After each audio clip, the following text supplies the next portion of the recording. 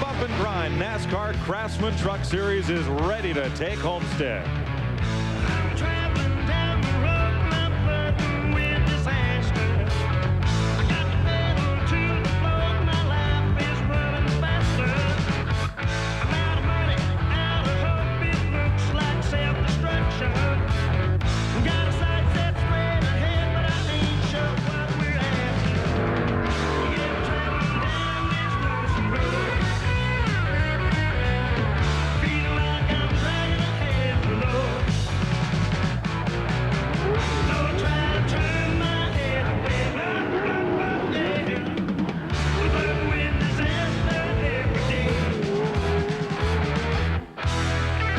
Set for a NASCAR truck style shootout live from Homestead, Florida.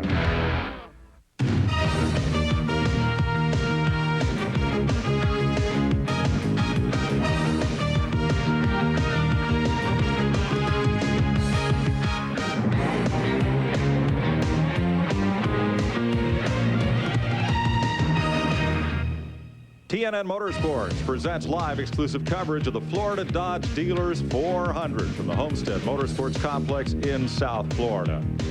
Hi, everybody, and welcome just south of Miami, where it's a beautiful 80-plus degree day for racing. I'm Mike Joy, welcoming you to the third round of the Craftsman Truck Series for 1997. Alongside me, Buddy Baker, who's won in Winston Cup competition at Ontario, California, a track that looks much like this one. This racetrack is a 1.5 mile Indianapolis copy, and as you can see right here, 2,100 feet straightaway, 8-degree corners, 3 degrees on the straightaways, and right in the middle of the corners, you have a little 3 degree there. Look what happens to Jeff Bodine. Down on the bottom, gets in the ripple strip, gets into Mike Skinner, and from there on, it's wrecked. Turn 3 has been Calamity Corner at this racetrack, and earlier this morning, Steve Burns took a walk out there with Jeff Bodine to survey Turn 3. Turn 3 and 4 is always a hot spot here at Homestead. Last year, Jeff Bodine was on the pole with a speed of over 135 miles an hour. Today, the pole speed is 5 miles an hour quicker. It seems like they're always flirting with disaster on this racetrack. Jeff, tell the viewers at home why this is such a tough racetrack. Well, Steve, this corner is really tough. All the corners are right now. They widened them out. They made them a little wider. That's why the track is faster. That's why the speeds are up. And this corner in particular, you kind of drop downhill coming into it, makes truck a little light in the back end. You get a little loose. You're going to see some action in this corner today. And just going to have a tough day today because he'll be spotting for his son Barry. Let's go to Mike Hogwood. And the man who qualified over 5 miles an hour faster, over 140 miles an hour. The track record here is Joe Ruttman on the pole today. And Joe, your thoughts on today's race? Well, I want to say hi to everybody, and hopefully we get off a good race here and a good safe race. And I'd like to say hi to Troy, and we'll be seeing you pretty quick. Jim and I'll go see you and see how you're doing, and we're really excited about this race, and we'll see if we can't stand on the gas for you and win the thing for you. What about these tight corners here? Well, everybody's got to go around the same corners. I don't think that has any effect on one team over another. Okay, that's Joe Ruttman, your pole sitter. He likes it down here in Florida. Last time here in the Truck Series, he won the race in Orlando. Joe's older brother Troy, former winner of the Indianapolis 500, another rectangular racetrack. Starting lineup next. Race analysis, 38 trucks will start this event, 4 from the qualifying race, 4 provisionals, the rest on time.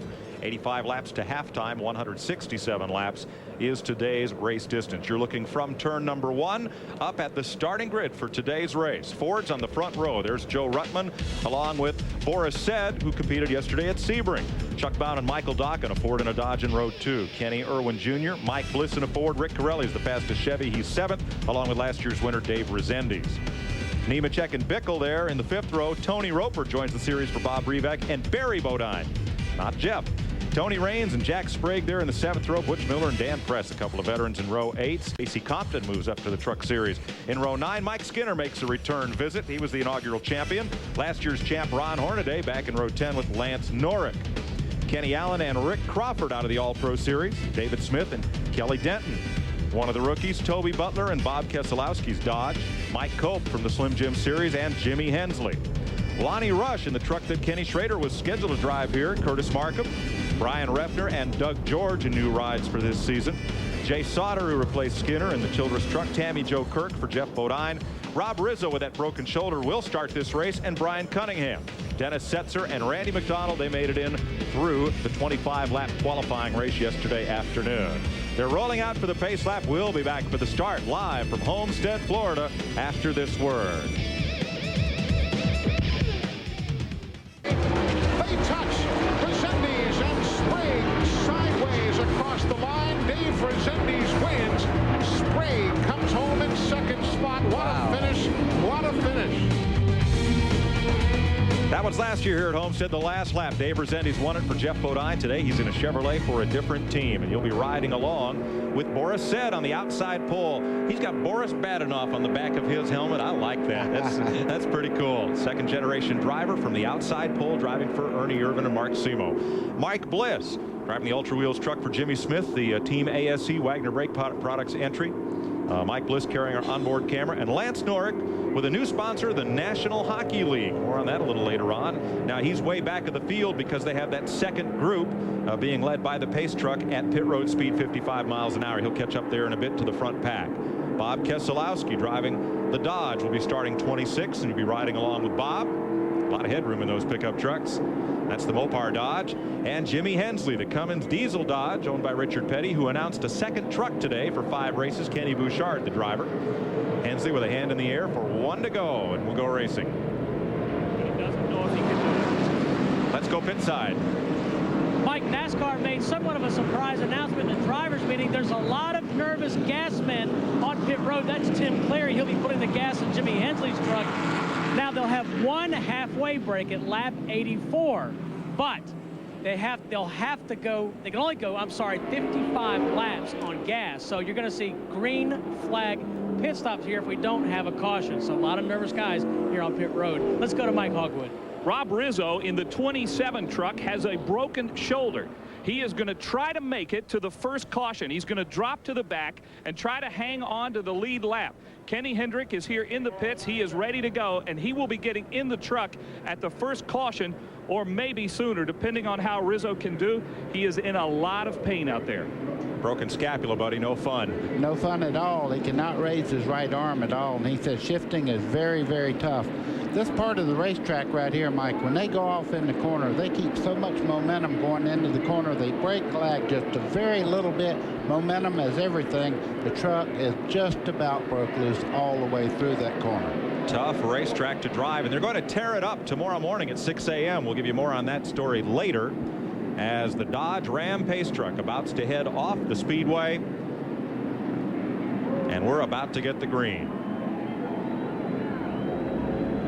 Nice crowd on hand and fans to their feet. Green flag.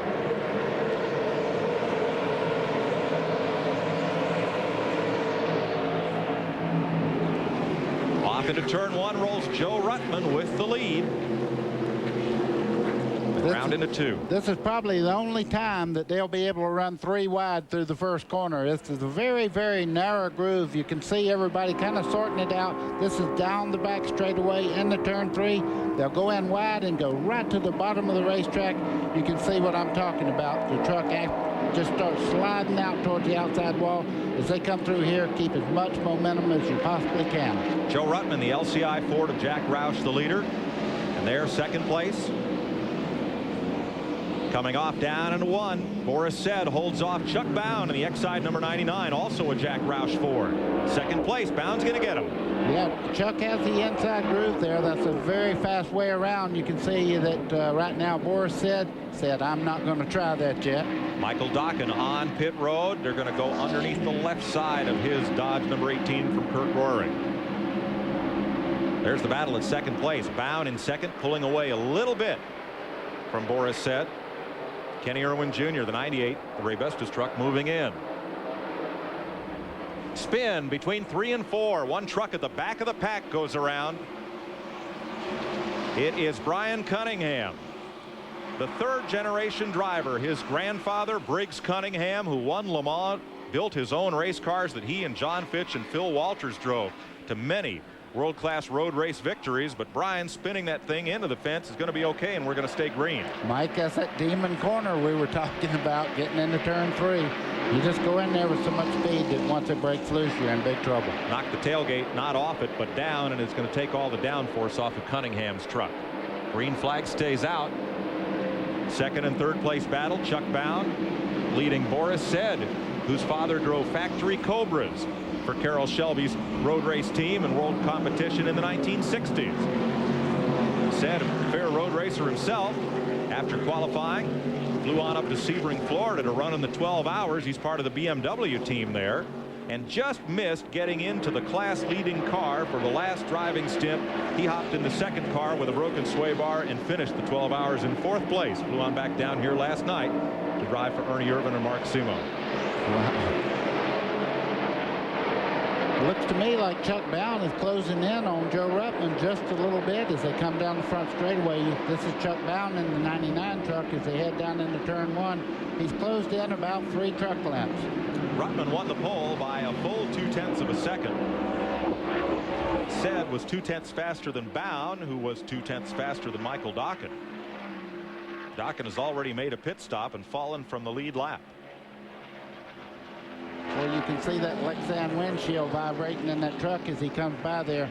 These trucks are really moving along. They averaged 140 miles an hour.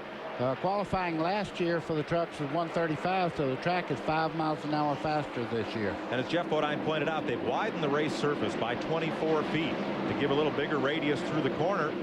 And tomorrow morning at 6 a.m. they're going to completely dig up both ends of the racetrack and turn this from a rectangle into a traditional oval. Look at Jack Sprague right now. He's on the back of Resendiz. Gives him a little shot in the shorts there. Well, you saw the last lap here last year when much the same thing happened, didn't it? That's what I like about truck racing. They don't mind expressing their desire to get by every once in a while. Jack the Tap. Tap, tap, tap. Here he comes again. Now, Resendiz last year won for Jeff Bodine in a Ford.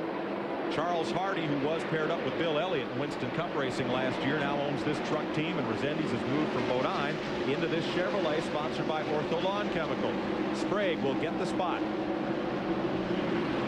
Too early to race too hard-nosed, is it, buddy? Well, Jack Sprague is a little bit quicker at this particular part of the race, and one thing you have to realize, if a truck's fast enough that he can touch you in the middle part of the corner, he's going to get by sooner or later.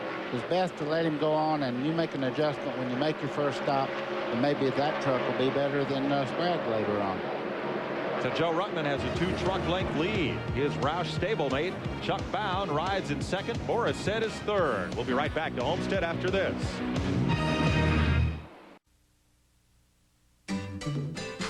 TNN Motorsports coverage of the Florida Dodge Dealers 400 is brought to you by Napa Auto Parts. At Napa, we keep America running. Battle for the lead is tightened up here at Homestead, Florida. Oh, geez.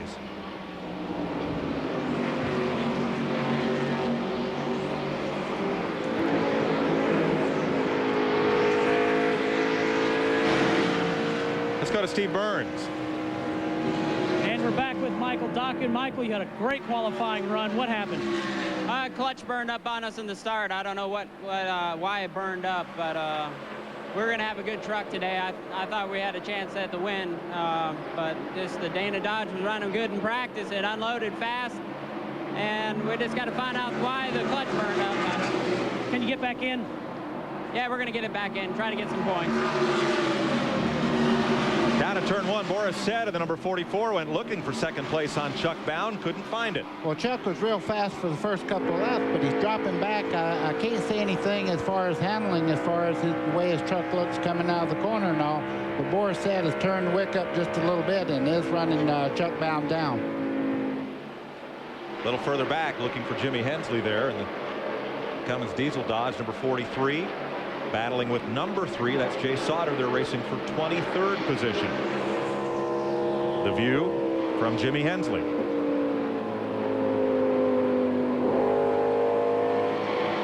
And moving up also there on the 52, that's Toby Butler in Ken Schrader's Pure One Chevy. It's Jimmy Hensley there in the 43. He made a move to the outside and thought better of it as he truck, the number 3 truck, started moving around on him just a little bit. He had moved to the outside, looked like he's going to make the pass, and said, "No, I think I'll wait a while." This pack running just about half a lap behind the leaders. Pretty tight there. Oh, well, they're thinking about making it 3 wide down into turn 3. Oh, Sauter. Jay Sauter. There was a lot of contact there. The 52 of Toby Butler got over just a little bit, and there was contact. Oh, these are tough trucks, buddy. They better be. They keep rubbing like that. They better be tough. And here's Hensley to the inside, working Toby Butler. This down the front straightaway and off into turn 1. And give Hensley that spot. Randy McDonald, that black number 72, moving up. Right down to the ripple strip. And let's go back to the front where Chuck Bound is trying to hold off Boris Said, Kenny Irwin, and Mike Bliss in number 2. You see Mike Bliss looking to the inside. He's run this group down. He was about 10, 12 truck lengths back, and he just moved right back up on him. I mean, this truck is on a mission right now. Bliss in 5th place. Last lap by was about 0.4 of a second quicker. Hey, good job of breathing and the truck leading that pack, 99 Chuck Bound. And they're running down the leader, Joe Ruttman. Caution is out for debris on the racetrack as number 86 Stacy Compton and the Valvoline Instant Oil Change Ford comes to pit road. Flattened the left front as he ran over something. Yeah, you can see part of the front valence there just in front of the left front tire. There's pieces missing from it, so that's probably what the debris was. There was contact just a second ago between he and Toby Butler on the back straightaway, and that's the damage you see there. So caution is out, first one today. And it comes out at lap number 14 here at Homestead, Florida. And Compton, the Virginia driver, goes back into the race. Michael Dokken, the one driver out so far with clutch trouble. They hope to get him back in. Also Lonnie Rush in the backup Kenny Schrader truck, parked it after 3 laps. Schrader was scheduled to race here, but a test for Winston Cup cars at the new Texas Speedway has taken Schrader away from here today. So Lonnie Rush started that truck and ran just 3 laps.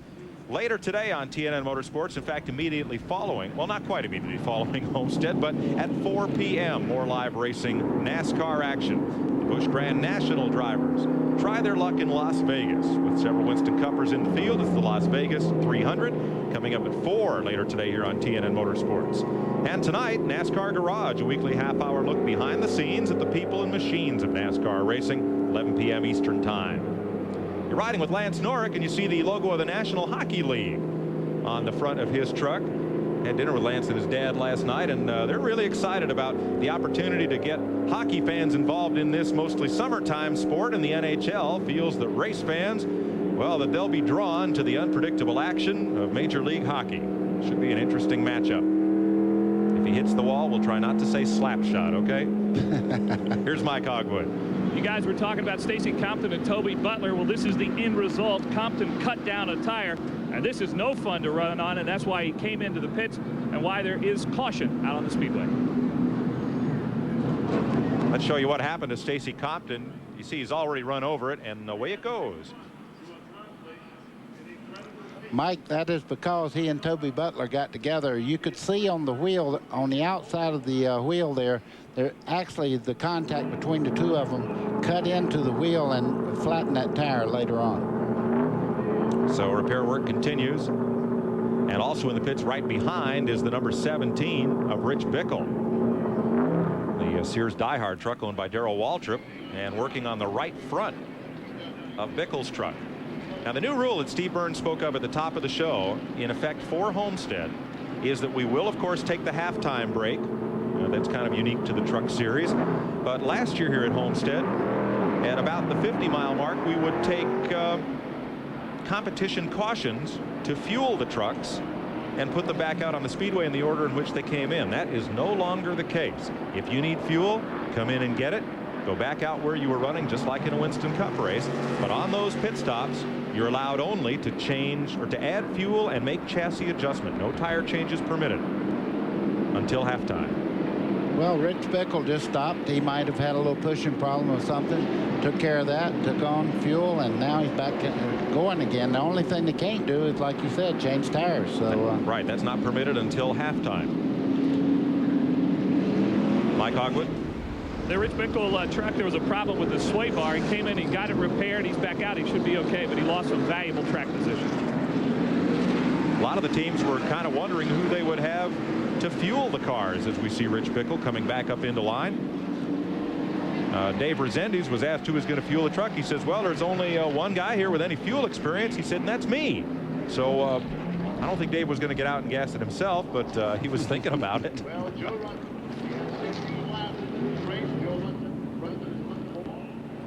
Work continues under the hood of both Rich Bickle and the 86 of Stacy Compton as we get set to go back to green. we need to tell a story about Barry Bodine later on. His father says, if you can go out there and outrun me, I'll let you drive the truck in the race. And in practice, he did. Exactly. I think Jeff was a little surprised. But Jeff's up spotting for his son today. Tammy Jo Kirk and Barry Bodine, teammates out of the Jeff Bodine shop. Again, Dave Rezendes has left that team for an opportunity with Charles Hardy and the Ortho folks. So Rezendes is in a Chevrolet. He won last year in a Ford, and he said the big difference between the two brands of trucks, air management, downforce. Joe Ruttman in the LCI Ford will lead them back to the green flag with Chuck Bound, his Roush Racing stablemate in the Exide Batteries Ford, number 99, and the rest of this field in hot pursuit. Boris Said in third in 44, Kenny Irwin in 98, Mike Bliss in the 2. And then Jack Sprague has moved his Quaker State Chevy up into 6th spot ahead of Joe Nemecheck and Dave Rezendes. Back under green at lap 17 of 167.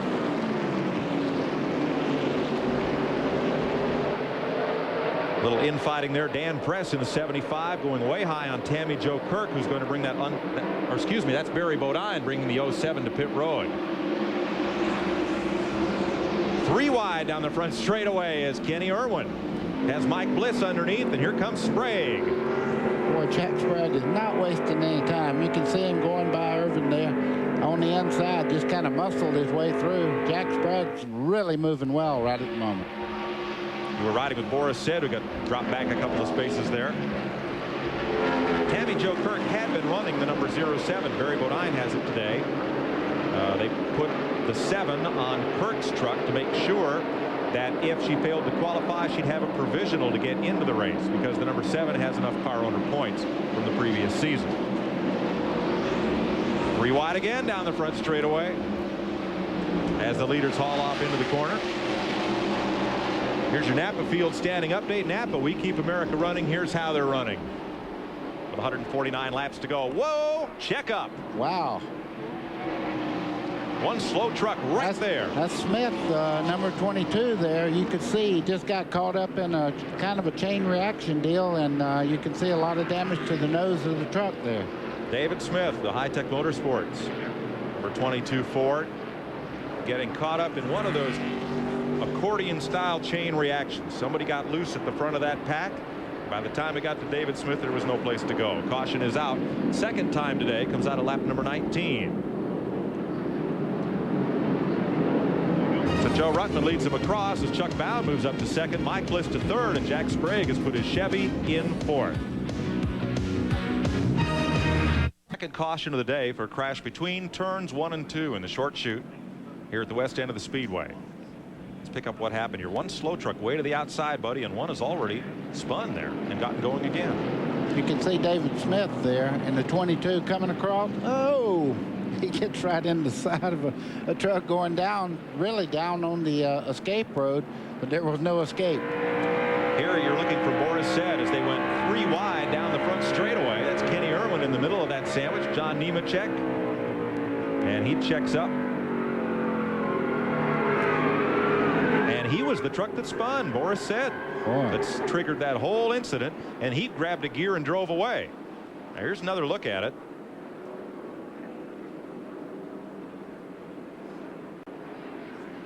There's Said going around on the left side of your screen. Mike, he did that pretty much on his own there. He just went in on the outside and the back of the truck started around.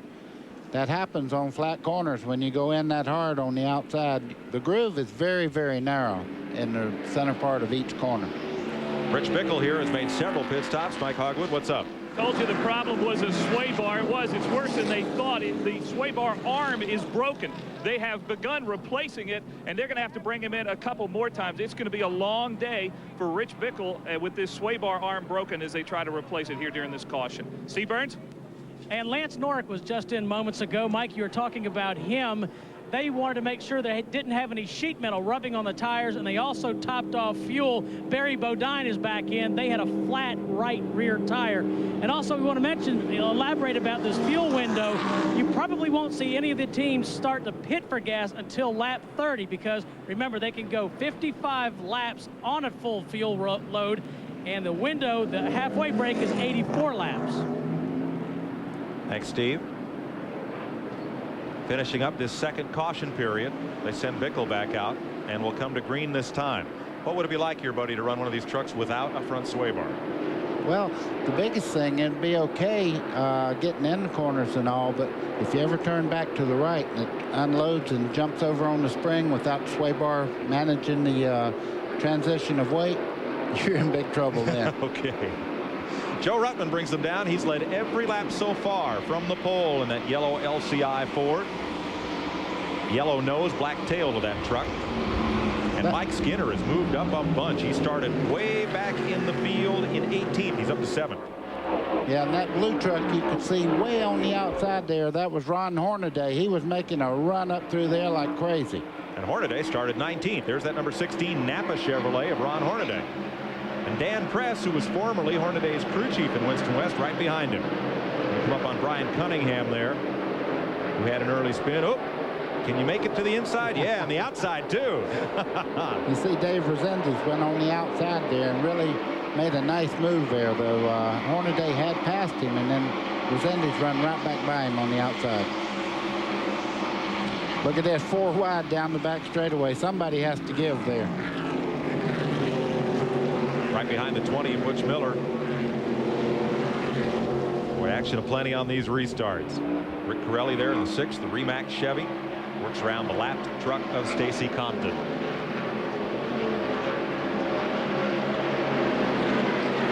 Sorting things out here, 1:43 to go.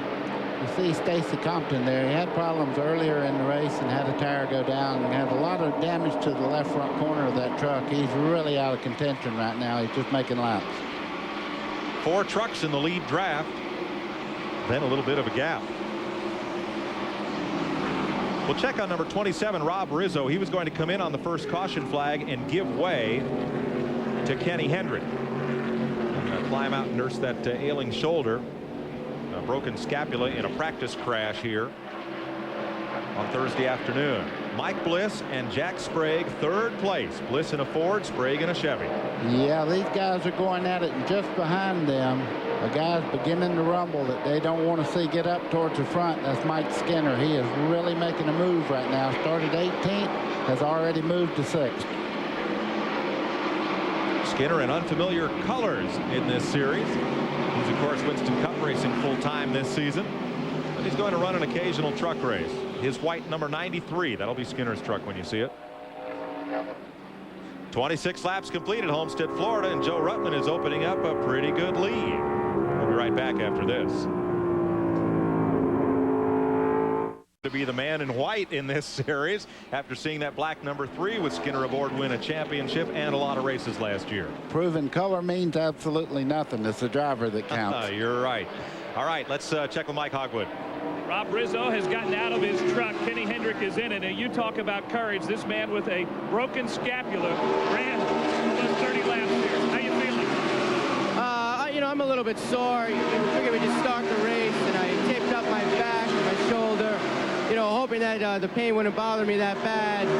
But when the caution came out, I figured it'd be a smart thing to just pull in the pits and let Kenny take over. All right. A man with a big future ahead of him, but he's a hurting driver today, Rob Rizzo. He had a couple of strong seasons in SCCA Trans Am racing. Spends his week at the family Ford dealership up in Providence, Rhode Island, and he'll be nursing that shoulder for a while. I wonder what Jack Roush is telling these guys right now. He is here this weekend, and his trucks are running first and second right at the moment. I wonder if they have any team strategy, or if he says, go after them, kids. Good question. You're riding with Mike Bliss.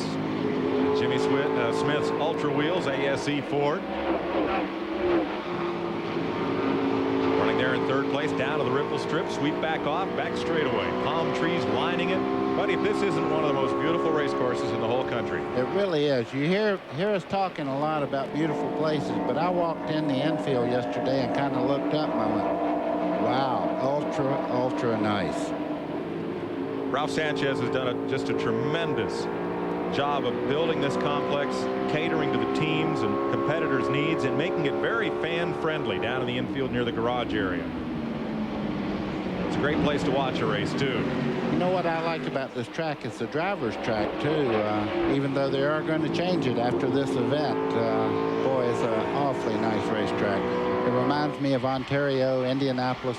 Those types of racetracks, you really have to drive all the way through the corners, and really, you know, you can be a little aggressive and make up some time, even with a little bit of a handling problem. Official NASCAR scoring from MCI, you see up at the top of the screen, as you ride in the third place truck of Mike Bliss down the front straightaway here at Homestead. Joe Ruttman, the leader. In yellow, in pink, Chuck Bound. And in blue, Mike Bliss. Those three Fords lead the Chevrolet of Jack Sprague, the Ford of Kenny Irwin Jr., the 98, and Mike Skinner is up into that front six. Yeah, he was about 10 truck lengths back, and as you can see, he's closed right in on Irvin right now down the back straightaway. So I know Kenny's looking up there and saying, who is this guy? You know, there's got to be a big grin on Skinner's face, just kind of sitting there going, I'm back. And he's going to be a threat before this event is over. They move past Rich Bickle with that sway bar problem and look to the inside. Or to the outside, rather. Sprague. Irwin on the inside to try to take Skinner with him. Look at this. I'm telling you right now, the outside seems to be the slower way. Skinner looks to the inside right now. You can see Jack Sprague caught up on the outside, cannot make the move just yet. Three abreast. Down to the inside comes Skinner. Kenny Irwin, hold on to your hat. We have a winner. Well, for this lap, maybe. Mike Skinner moves up to fourth place. Kenny Irwin in the 98. Ray Bestis truck to fifth, and Jack Sprague kicked back to sixth spot. Now you'll see the gap that racing side by side allowed to open up from the front three trucks, and it's a big one. That's fourth, fifth, and sixth right here. Look at the front three. They've taken off, buddy. Well, while you're racing like that, you lose a lot of time. People don't realize that trucks, there are a lot of draft here. It's just like at Daytona or Talladega or anywhere like that. Trucks in tandem can really get going, but when they get 2, 3 wide, you don't have a good angle into the corner, and this is a momentum racetrack. You lose a lot of distance fighting for position. Second and third place. Chuck Bound has it. Mike Bliss wants it. Let's check with Mike Hogwood. Bodine has been penalized for 5 laps for changing a tire under green. He thought he had a right rear going down. It came in, they changed the tire.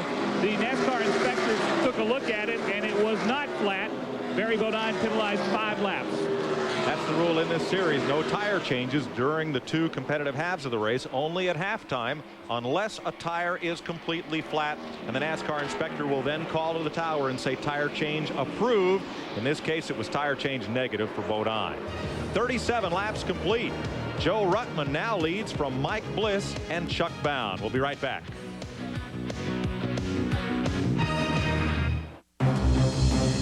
Chris has gone out in front of Joe Ruttman, and the 1-2 Roush tandem running has been broken up by Mike Bliss out of Milwaukee, Oregon.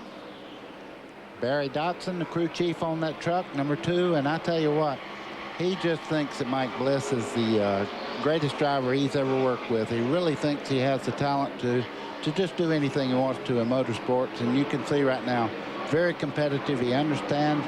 Come out of the open wheel ranks and up into the truck series, and has been a winner several times already. Good driver. Joe Ruttman climbed out of his truck after qualifying, sitting on the pole. A couple folks walked over and said, who just got out of that truck? And Joe said, he says, you know, he says, usually, he says, I'm not the best qualifier. you know, it's not his strong suit. He races better than he qualifies, but he really cranked out a lap here yesterday to put that LCI Ford on the pole. Pretty happy guy, and he got a little ribbing from Ernie Irvin and some of the other fellows that were coming around because Joe is not known as a pole-sitting qualifier, but he is now. Joe's brother summed it up. He said hero or zero. That's how Joe is as far as qualifying. Let's go to pit road. Barry Dodson is here. He's got to be excited about how his driver is doing. Your truck is flying out there, Barry. Well, it needs to be. You know, Jack Sprague got behind us and got us loose. And when we follow, we're tight. It's the aerodynamics of these trucks running these high speeds. So I told him the only way to fix that was get out front and clean air and nobody be in front, nobody be behind. But the reason we're out front is that Yates power plant. Those motors are awesome. All the technical support from ASC. And Jimmy couldn't make it this week. He's back home doing some stuff for child help, and want to say hey to him. And we're looking good right now. I'll say, well, Mike Bliss says the most comfortable spot on this track is out in front. I think every driver would say that. Not surprising. Jimmy is Jimmy Smith, who owns that truck out of California, and also is a pretty fair off-road racer in trucks himself. Jim and Marlene, who guided this team and was one of the originators of the Craftsman Truck Series. Rick Corelli in the Remax Realty number 6 slides underneath Dan Press, the Spears Manufacturing 75. Corelli's truck owner, Marshall Chesrone, just completed a huge merger of the Chesrone Auto Dealership Group with Wayne Huizenga's Republic Industries, that also has an interest in this speedway, along with Ralph Sanchez. Chesrone hanging on to the race team in Colorado National Speedway, which this series will visit later this season, and will continue to have a management role for at least the next 5 years with the new partnership. So congratulations to Marshall on that transaction. I imagine he's back in Denver celebrating this weekend. I would be. Anytime you say huge, that means something if Chesrone's even involved, because this guy has really got a nice organization. Huge is about 8 zeros. You got it. I was just looking there at Brian Refner. He must be running pretty well. He started at the very tail end of the field, and he's moved by Corelli right now and making a move towards the front. Corelli there was the fastest qualified Chevrolet. He currently runs in the 10th position. Mike Bliss leads. Joe Ruttman in second. Chuck Bound runs in third, and Mike Skinner's up to fourth. Homestead, Florida. Mike Joy with Buddy Baker. 49 laps complete. Glad you could join us here today live on TNN. That's not truck 32. That's the leader, Mike Bliss, the Jim Smith number 2. Barry Dodson, 2 teenage son and daughter, Trey and Tia, were killed in a highway accident not long ago, and today would have been Trey Dodson's 20th birthday. He had begun his racing career, carried number 32 on his car, so it's kind of a thing for Barry Dodson, who's the crew chief for that effort, as he watches Mike Bliss go around in the front of this pack. He's telling him go ahead too. All right, look at the big screen. Joe Ruttman in second spot, Chuck Bound in third. 3 Fords, then Mike Skinner's Chevrolet up to the 4th spot and make that now third. Skinner continues to climb toward the front, where he's accustomed to being in this Craftsman Truck Series. There's a look at Bliss in the South Florida sun as he hustles off into turn number 3 and has traffic ahead of him.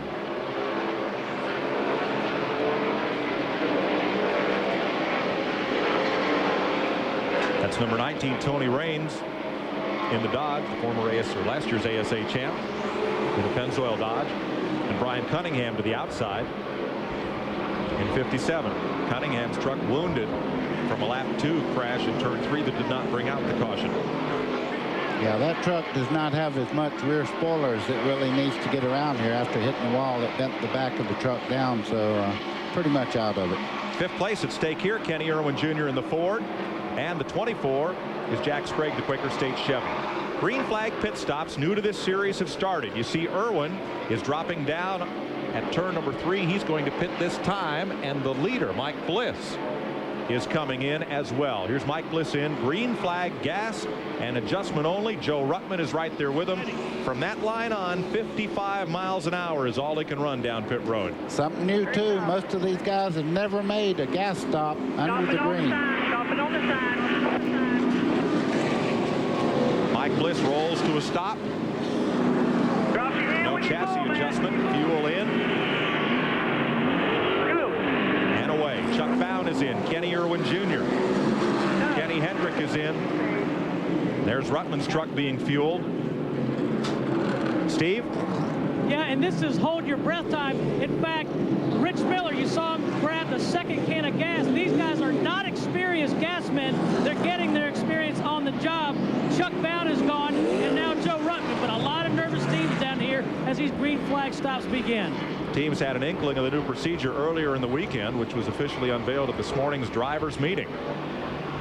So Mike Skinner, the Lumar window film Chevrolet, getting that second can in. Skinner wants to go, and he's away.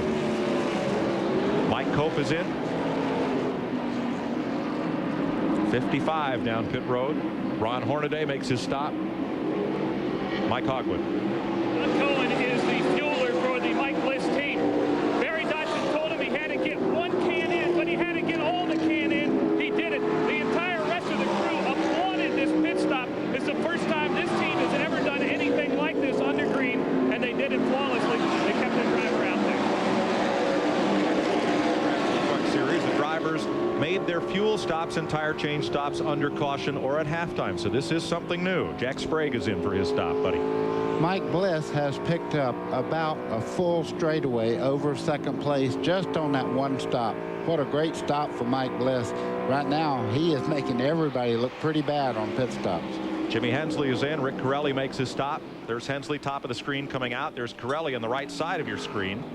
Steve Burns. Yeah, Jack Sprague was just in. Hornaday before him. Hornaday had a nice stop. Jeff Harkey is the gas man for Jack Sprague. He has some experience fueling. He did some Winston Cup races last year for Hendrick Motorsports. Rick Crawford in and out, and the hood up on Curtis Markham's truck as he makes a pit stop. Number 12, Doug George, coming to pit lane, and all of these stops occurring under green in the lap 54-55 area.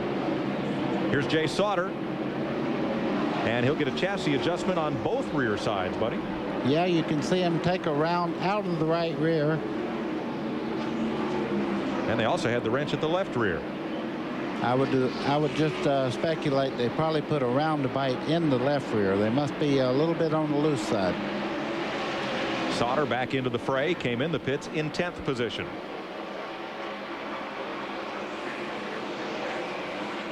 So this will about complete the first round of green flag gas stops for the Craftsman Truck Series. A little boat ride in the infield there. We'll be right back.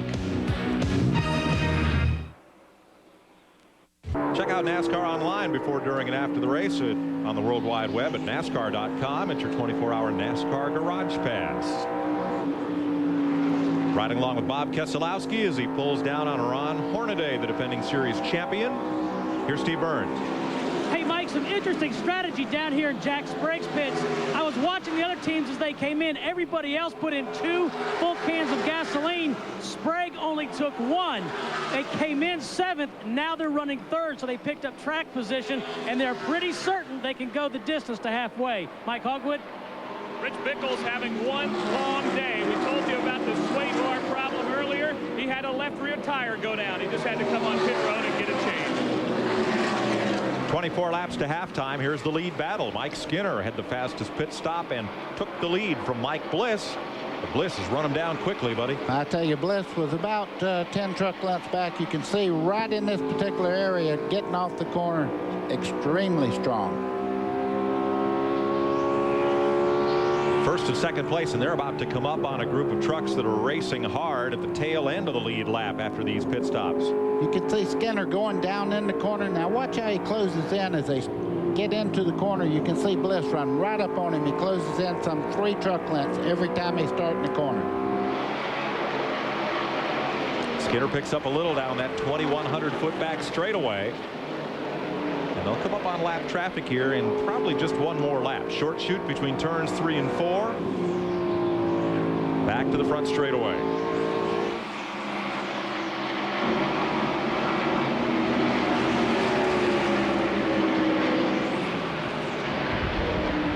Third place Jack Sprague, well back of this group. Has a long way to go, almost a quarter of the racetrack. to run down the leaders. You know, Mike, I think the truck series, not being able to change tires every time you have a little bit of a handling problem on the truck, makes these guys aware of how to really protect their tire wear and not abuse the tires.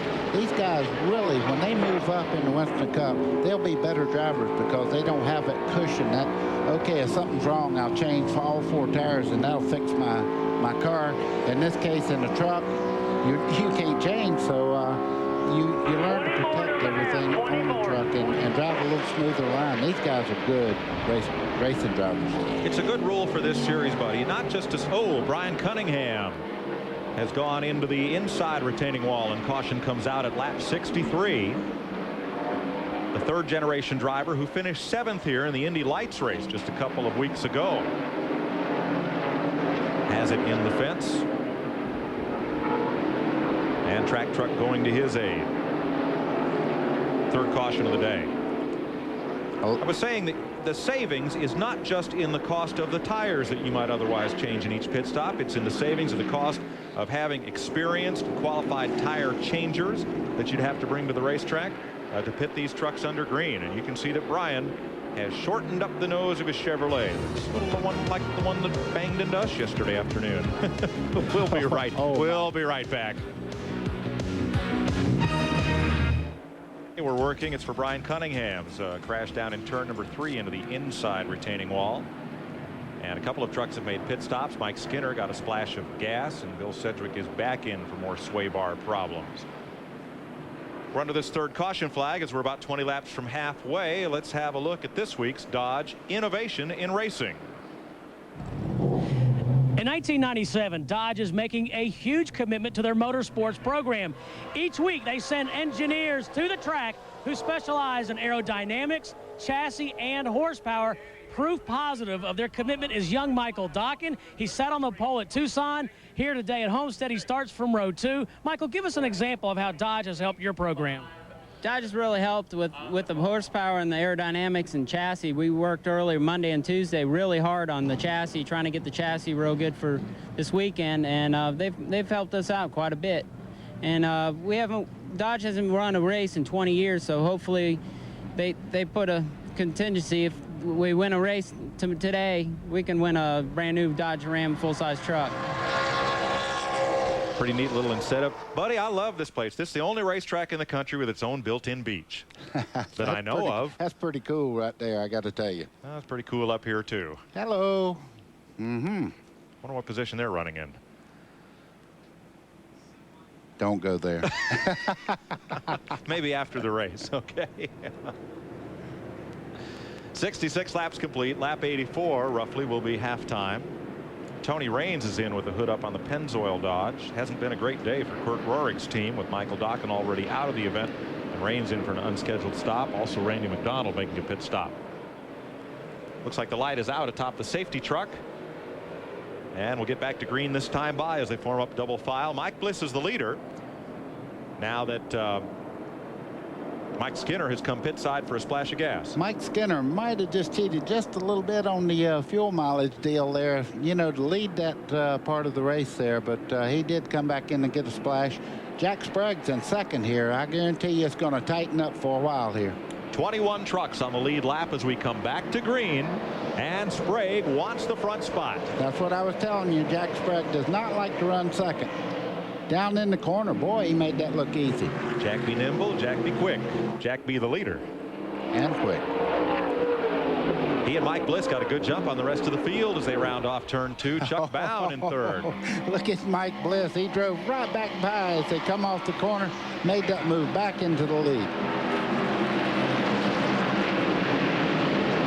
Ooh, pig pile in turn 3 almost as they all tried to slide in there from 4th on back. Working the lap traffic is a little treacherous here. 3 leaders come off turn 4, and it's a long gap back to 4th place. Mike? It was a short day for Boris Said and a kind of rough way to end a long weekend. Yeah, it's tough luck, but I got to thank Federated Auto Parts for coming on board and 1-800-COLLECT. I mean, I had a really good truck this weekend. Yeah, unfortunately, something electrical in the motor. I think the distributor broke, and it's a shame because Yates gave us a great engine, and I just want to thank all my friends for the support, especially everybody at No Fear. Ernie Irvin's given you a great break in driving this truck. Yeah, I mean, it's an unbelievable feeling to drive for Ernie Irvin. He's been teaching me all weekend. And, I mean, it's a top 5 team with a top 20 driver. So I keep my fingers crossed every weekend. And it was a really good learning experience this weekend. So hopefully I keep running up front. Morris said with a busy weekend at Sebring and here at Homestead, it ends on kind of a sour note. Good luck, Morris. Top 3 breaking away. And you saw what a traffic jam it was out behind them. Now there's Bliss, Sprague, and Bound. Asked Ernie Irvin yesterday if he was pleased the way Boris ran here, and he said, well, he ought to run good here. This is just a road race course. It doesn't have any right turns is all. If you turn right here, you're in big trouble. Chuck Bound in the 99 truck, as you see right here, running the 3rd right now. The truck seems to be very, very competitive on cooler tires. As the tires get hotter, for some reason the truck must have something in the handling that they can adjust at halftime that'll make this truck a little bit better, but he loses after about 8 or 10 laps to the lead. Chuck Bound has raced Winston Cup. He's been the Busch Grand National Champion, and he told us yesterday, he says, man, I love this truck series. These guys are having fun. He says a lot more fun running 3rd here than it is running 30th in Winston Cup. Well, he's a tremendous talent. He got hurt. Trouble, turn 2. A truck has slammed the wall. That's the Dale Phelan owned number 66 of Brian Reffner, and everybody had to scatter. Oh, wow, hard lick on the right front corner. He's moving around inside, buddy, and drops the window net. That's a good sign. Steve? Hey, Mike, you talked about Brian Reffner earlier. This has been a tough weekend for him. That's the same truck that he wrecked at Tucson. When he got it here, he had a problem. He spun in qualifying. He said he wasn't real happy with the truck. Now he's very unhappy with the truck. That Carlin Berners, number 66, is used up. When you see them drop the net like that, that's to let the corner workers know that they're not injured. When you drop that net like that, that's to let them go ahead and do their job and not worry about the driver. Rest of the trucks roll by under caution. 4th one of the day at lap 71. Let's show you what happened. When we come back here to Homestead Motorsports Complex after this. Opryland's the official destination of NASCAR. For more information, call the number on your screen Monday through Friday. And Opryland is also the host of the TNN Salute to Motorsports, June 25th through 29th. Monday through Friday, the number to call is 615-889-6611 for more information. Riding there with Bob Keselowski. As we're still under this caution, here's the number for Opryland USA, the official destination of NASCAR. 73 laps are complete under this caution flag. A very, very hard hit by Brian Reffner into the turn 2 wall. There you see what's left of Dale Phelan's truck as they hook it up to the wrecker. What a shot. Yeah, I tell you, the right front corner of that truck is just absolutely gone. And across the racetrack, you can see the speedy dry there. That's the radiator was broken in 2, and just all the fluids run across the racetrack. Cleanup will be just a second more, I'll guarantee you. Got a lot of fluid on the racetrack. And now the wrecker is pulling that truck away. While we're under caution, we'll take this time to introduce you to today's AutoZone Tech Fact. Don't just look for the ASE Ultra wheel truck on the track this year. Look for our new wheel. We're now in the racing business. Here's the wheel you're used to seeing. A very good product. It has 9 windows. Let me tell you the advantage of the Ultra. It's got 6 windows, much bigger. 2 advantages there. 1, much better brake cooling. 2, a tire changer can get his hand in here for much quicker pit stops. That's Barry Dodson, who, of course, is the crew chief on Mike Bliss's Ultra Wheels number 2. Going to be another lap or so before we get back to green flag racing here. As you look ahead to Mike Skinner from Bob Keselowski's truck from the bumper cam. Now, Skinner had that great pit stop. Well, there was a reason for that. They didn't get quite that whole can of gas in, so Skinner came out at the front, but then he had to come back in on the next caution flag to get the tank topped off. That's why he's now running in 13th position instead of at the lead. Yeah, if you take on 5 gallons and somebody else takes on 10, you can leave a little quicker. Don't worry, he'll find his way back to the front. We're about 10 laps to halftime here at Homestead. We'll be right back. Caution flag out, fourth one of the day for Brian Reffner's crash up in turn number 2. Let's go to Steve Burns. And we're in the pits. Mike, we haven't talked about Kenny Irwin much, but he's up on the leaderboard. One of the co-owners of Liberty Racing, Brad Doherty, is here in the pits. Brad officially just retired from the Cleveland Cavaliers in the NBA and had his jersey retired. Brad, you're having a big day here. Yeah, truck's running really good. Kenny's doing a great job. He's running the car hard through the corners. The right rear tire seems to be rolling over on us a little bit, so we're trying to get a little side bite. Brad, this isn't your first venture in racing. You started in Busch Grand National Racing with Robert Presley. Are you in this for the long haul? Yeah, I'm in it for the long haul. We have a tremendous young team here, and we're excited about being in the Truck Series. We're going to run as many races as we can Busch Grand National-wise, but we're here in the Truck Series to stay. Okay, Brad, best of luck. And, folks, he just had his jersey retired, number 43. Brad wore that number in honor or in tribute to Richard Petty. He's a long-time race fan. Brad Doherty is. Grew up in North Carolina, and we've seen him at a number of Busch Grand National races over the years. He's a big old drink of water, too. I walked up beside of him today, and I look like a fourth grader walking around him. And I'm 6'5". I guarantee he's a big old boy. He met Richard Petty when he was 11 years old and has been a fan ever since. So it's very fitting that he would wear number 43 throughout his pro career, and that number be retired by the Cleveland Cavaliers. The MCI Fast Pace Award, $1,000 to truck number 44. That was Boris Said the third. 136.36 miles per hour, 40.050 seconds. The Fast Pace Award of the day. Going to Boris Said, who is out of the race behind the wall with engine difficulty. Getting set for the restart this time by Mike Bliss, the leader in a Ford, Jack Sprague Chevrolet, Chuck Bounds Ford, Kenny Irwin's Ford. Dave Rezendes, the defending winner of this race in a Chevy, is 5th. In 6th is Rick Corelli in a Chevrolet, and 7th is Joe Ruttman's Ford, the pole sitter. Mike, if you want to know the trucks that are a lap down, just look on the inside there. That's all of them on the left-hand side as they go down the back straightaway. These are trucks that are 1 or more laps down.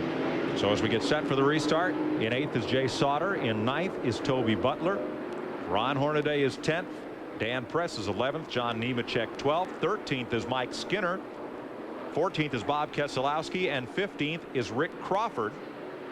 Also on the lead lap is Kelly Denton, Butch Miller, Tammy Joe Kirk, the 15 of Mike Cope, and the number 90 of Lance Norrick. Going to get a take one on the field this time. Light came back on atop the Dodge safety truck, and now it goes out, indicating 1 to go as you ride with Jimmy Hensley on that inside line. Hensley is 1 lap down. In forward, just kind of watch yourself over there.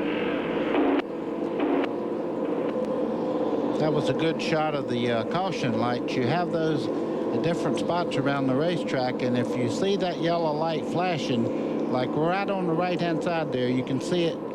That lets the driver know as he starts into a corner. If that starts flashing, all of a sudden you have problems on the racetrack and you start looking for trouble. Yep, and I like that strobe light up there atop the caution light too, buddy. The South Florida sun is so bright, those of you in snow country, if you will, that strobe light really helps to try to see that as you get into and off of the corner. That caution light can save you a truck too. Yes. Mike Hogwood. Talking about the 95 champion Mike Skinner here. He is driving this weekend for Dana Dorman out of Greensboro, North Carolina. Dorman himself is a late model stock car driver in the area and will drive this truck in several races. But he's got Skinner booked for a couple of races this season. They are part-time runners, and they admit they just plain made a mistake on that fuel. They'll try to make it up in the second half of the race. A lot of laps to work on it here. Skinner will be 13th on the restart. And we'll ride with Jimmy Hensley for this restart in the Cummins diesel Dodge. No, it's not diesel powered. It's diesel sponsored. Green, green, green. Green, green. That was the spotter telling this driver, green, green, green. That means his green flag is out, and you can see him rocket away there. Tony Roper just ahead of Hensley in the Chevy Breback truck. Ooh, here comes Rezendes down, 35. looking for the bottom of the corner. Leaders off turn 2. And the front 4, buddy, have kind of broken away here. Oh, here comes Sprague. Sprague makes a move on the inside. Now, what'll happen, Bliss will have to let him go there. You can see that Bound is starting to move on the inside. Goes right on by Bliss as they head into the corner. And Kenny Irwin goes past. And Dave Resendiz goes past. And Bliss got clotheslined. And is he in trouble? What's wrong with that truck? Boy, I wouldn't want to speculate, but it looks like he has a real problem with the truck. He's very slow down the front straightaway. And Mike Bliss is going to take it behind the wall, down into the pit access there, the pit exit, down off the racetrack. We won't make it back. Mike Hogwood. Mike Joy, they miscalculated. They flat miscalculated. Mike Bliss is out of fuel. They thought they could make it to the halfway point. There's real dejection here in his pit. He is out of fuel, and he's going to be coming down the pit road. Here comes Sprague to the bottom again. He just kind of jacking the boxes out of line there. Great battle for the lead. Look at these guys go into turn one here. You can see Irvin just moving around, getting that off into Kenny Irwin, and that particular truck there was really out of shape getting down in the corner and never backed off. Spin coming out of turn two. There's a slow truck down on the bottom. Caution is out. That's Bliss. He's out of fuel, and he stopped over on the back straightaway. Right. Thank you. He rolled to a halt there coming out of turn two. It was not a spin. Just Bliss moving slowly out of fuel, drawing the caution and going a lap down. Kenny wouldn't do it. Kenny wouldn't do it.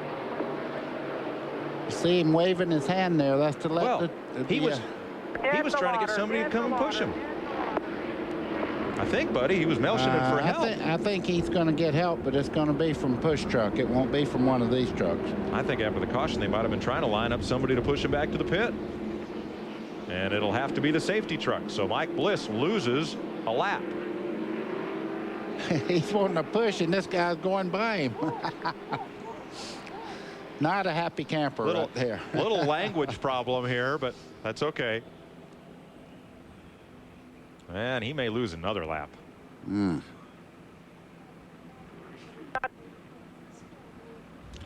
let's go, please. Well, he did say please. Okay. 81 laps complete. I don't care. 84 laps will be halftime, more or less. It's kind of a floating halftime. It's not a fixed lap when NASCAR decides to open pit road for the halftime break. The trucks, by the time the last truck gets to its pit stall, they'll count out roughly 5 minutes, where the teams can change tires on these race trucks and make chassis adjustments and get set for the second half. Mike, look at the windshield on Bliss's truck there. You can see how much oil and things you pick up. Everybody thinks that the driver has a real nice windshield to look through. That thing had oil all over it. I guarantee you visibility is kind of minimal right now. Mike Hogwood. Well, Mike Bliss's crew and Barry Dotson thought they had made a really good move because everybody else was putting 2 cans in their trucks of fuel. Bliss only took 1. They thought they had it calculated, but it was not to be. They made a big mistake. And we'll get halftime next time by. So Mike Bliss is in. He is now 2 laps down to the field. Tough break. Now they're going to have to fuel him and send him back out to come all the way around the track for the halftime break, buddy, or he would lose another lap. Boy, I guarantee you. Well, if you never stop under the green, you really don't know. True. Steve Burns? Talking to some of the crew chiefs down here, anticipating what changes they'll make, guys.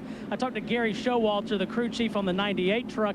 He said, I don't think we'll make many adjustments, but our driver is a little excited. We got to cool him down. Kenny Irwin having a great run. And Jack Sprague in the 24 truck, I asked their crew.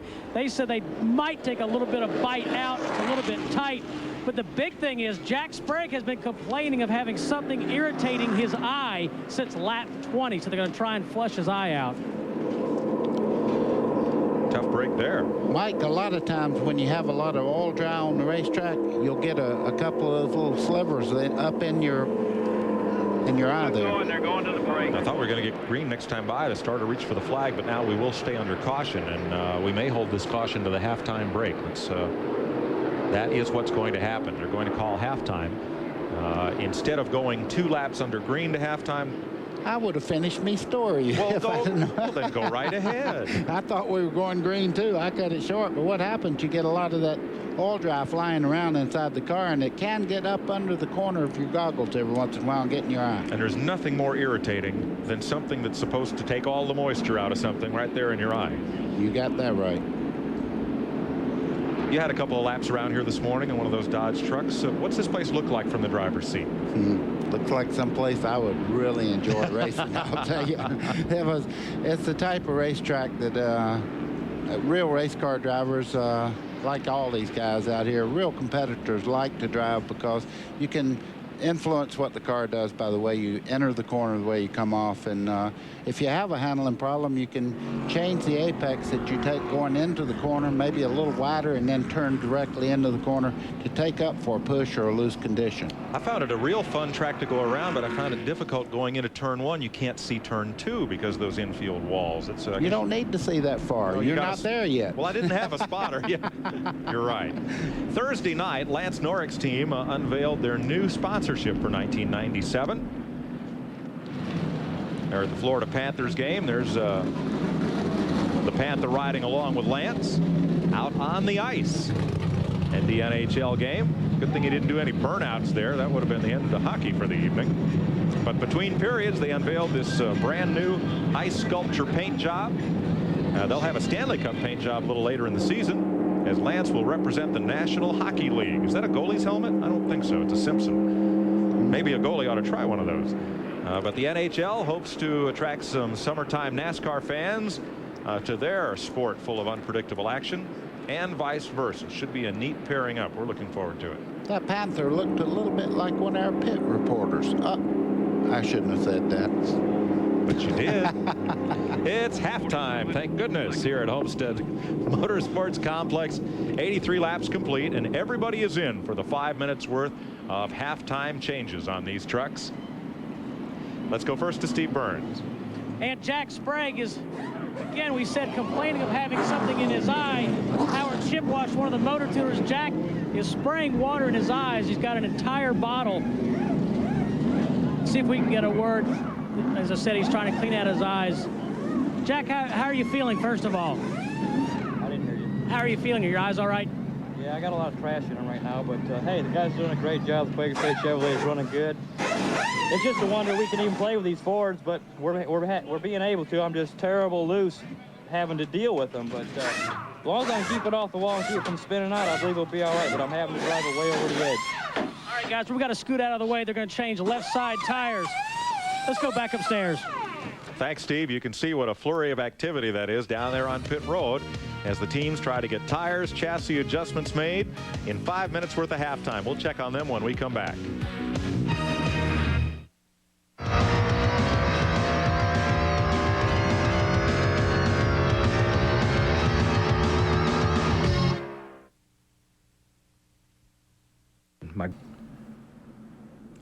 We're at halftime here at Homestead. Work continues on these trucks. Let's go to Mike Hogwood. I'm with the Chuck Bound truck. They're trying to cool down the motor right now. It has been running really well out there. Chuck, you pretty happy? You make any adjustments here? Wow, very minor.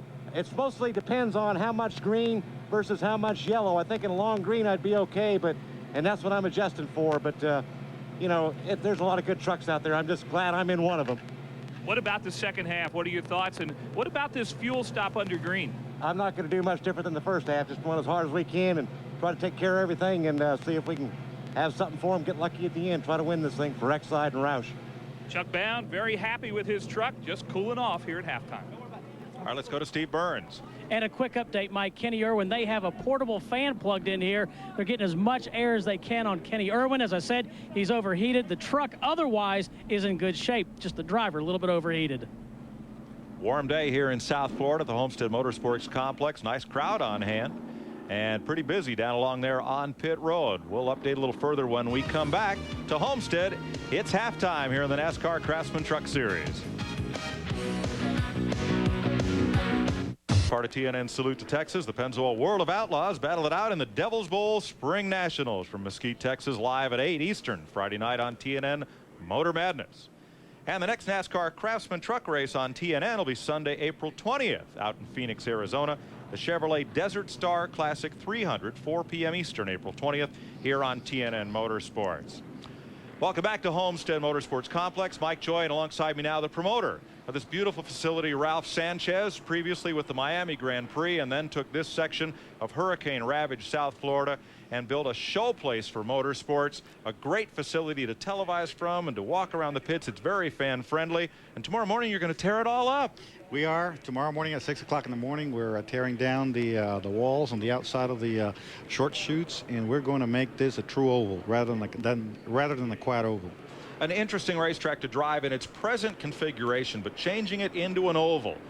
What'll that do for competition, and what'll that do to the events you plan here for the future? I think that it'll make competition better. It'll be a better show. I think that it will be probably a much faster racetrack, but it will also give us a lot more safety, which is very important to us. I understand you're going to have crews working 24 hours a day, round the clock. What's your timetable for completion? We have got to be completely paved, ready to go, ready for the asphalt to start curing by June 30th. So that doesn't give us a heck of a lot of time. So then 90 days to cure it, and then we're testing Busch Grand National We're cars. testing in the first week of October, so we can't put any cars before that on the track. Ralph, you've done a wonderful job with this place. So best wishes for continued success. We're happy to be part of it. Thank you. I'm glad you're here. Ralph Sanchez, the promoter of the Homestead Motorsports Complex. Let's check with Mike Hogwood. Well, right now you can see this team, Mike Bliss, they're having what I call a motivational meeting right now. They want to assure each other this race is not over. Let me get in here with Barry Dotson. Barry, I know this is a tough break for this team. Yeah, we needed one good can in there. And, you know, we never do mileage with the 9-to-1s. We didn't know. And you don't know how much you soak up on a caution lap, and naturally it's more when you're on a bigger track. And I told Mike it's my fault, the shape we were in as fast as it was. I probably should have put a little more in. We figured it would go 57, it went 53, and I thought we got a full can in it. We missed it just a tick. I mean, it was on fumes, and we got some options here now in the second half because we're a couple laps down. We can come in on any caution and keep putting that fuel load to it and minimize our stop at the end. Might sound like a cliche, but this team down right now, definitely not out. They are 2 laps behind as we get ready to go back to green. Joe Rutten has led 42 laps so far. Mike Bliss led 27, and Mike Skinner had his Chevy out front for 10 laps. Jack Sprague 10 laps. Brian Reffner led a lap as we get ready to go back to green for the second half of this third round of the NASCAR Craftsman Truck Series for 1997. Mike Bliss is the second truck on the inside lane there. He really has to have a great start here and try to get by the lead truck of Sprague to get one of those laps back to even have any chance at all. And that won't be easy as Sprague jackrabbits away from the field on this restart. That's Kenny Irwin Jr. right behind in the Ray Bestis 98. Chuck Bound, the Exide 99.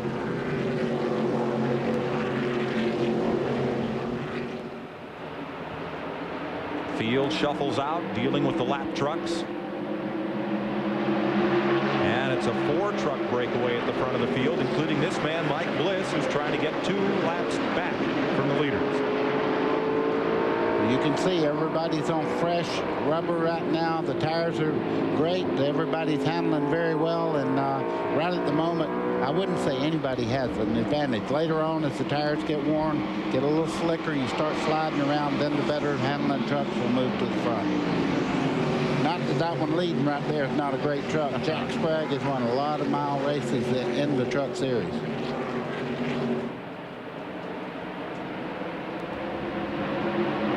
Look at your Napa Field standing update. Napa, we keep America running. Here's how they're running. 82 laps to go. You know, Kenny Irwin has just been on a tear today. That truck is really good. That Ray Bestis truck has been right up front for the whole race. And you can see right now he's putting a tremendous amount of pressure on Sprague. He's moving around. You see Sprague looking in the mirror, kind of figuring, where is this guy going to try me? Because he's certainly fast enough. Irwin in second place, started 5th. He's had a great ride so far. That's Brian Cunningham, who came by misfiring down the front straightaway. He's had a tough day. Irwin, a little look on the outside of Jack Sprague there. But you were talking earlier about tire management, buddy. Do you think these fellas at the front will ride a while? I think Kenny Irwin right now would like to take the lead. I think you can see that he has a very, very fast truck, but he's moving around. What you try to do if you're running second is move around and get that guy to looking in the mirror and kind of guessing where you're going to go. You don't want to make the same move every time you try to make a pass on the truck, because what you do then, you give him an idea of where he needs to do that counter move on you when you start by. Sprague told us that in practice, when he was behind a Ford, there was just no down pressure on the nose of his truck at all. That's one reason it's important to him to keep that Chevrolet's nose out in the wind. Well, he's doing a pretty good job of just doing that right now. The person on the move right now is a 99 truck there. You can see right now that, yeah, he's got a great line around the racetrack, and Chuck Bound is right there. Yeah, he started third, and he's still running third, but he has been on a tear, and I'm sure that the truck must be pretty well. You noticed he didn't make a change. I thought he had a problem because he would drop back in the first series. Before they made the first stop, he had moved back about 20 truck lengths back. He's right at the front right now, and look who's come up into the picture. Right side of your screen as you see Bound there. Now there's Mike Bliss, and right behind him is that yellow truck of Dave Resendiz, last year's winner. There's Resendiz in the Ortho number 35, and he is closed right up on the lead pack. Won it last year in a Ford, now driving a Chevrolet.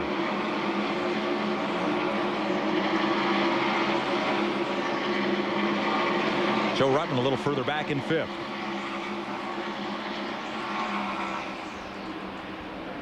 Front five, four of them on the lead lap. Bliss in the number 2 laps down. There's Resendiz in fourth place. Ruttman is fifth. Jay Sauter is sixth.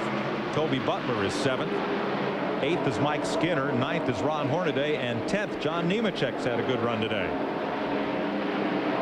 Native Floridian. See Bliss looking to the inside right now on Chuck Bound as they head down into turn one. He has a very, very fast truck after about 10 laps.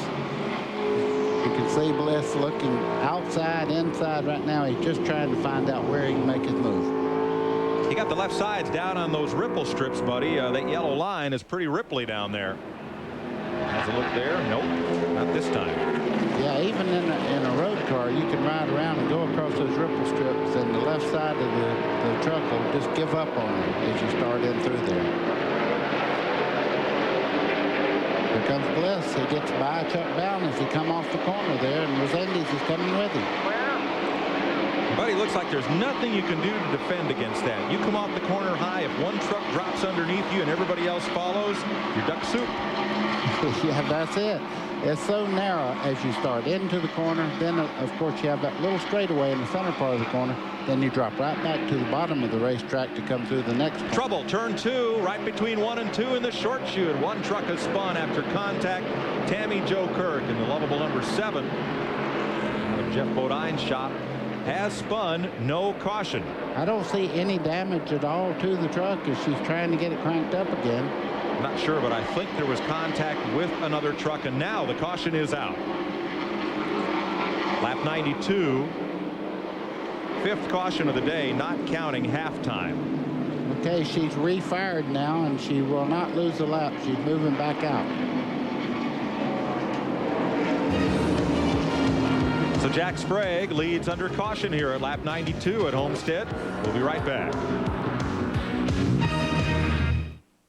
We've just taken the green flag for the restart, and Mike Bliss has gotten one of his laps back from Jack Sprague. Here comes Ruttman up underneath the 3rd place truck.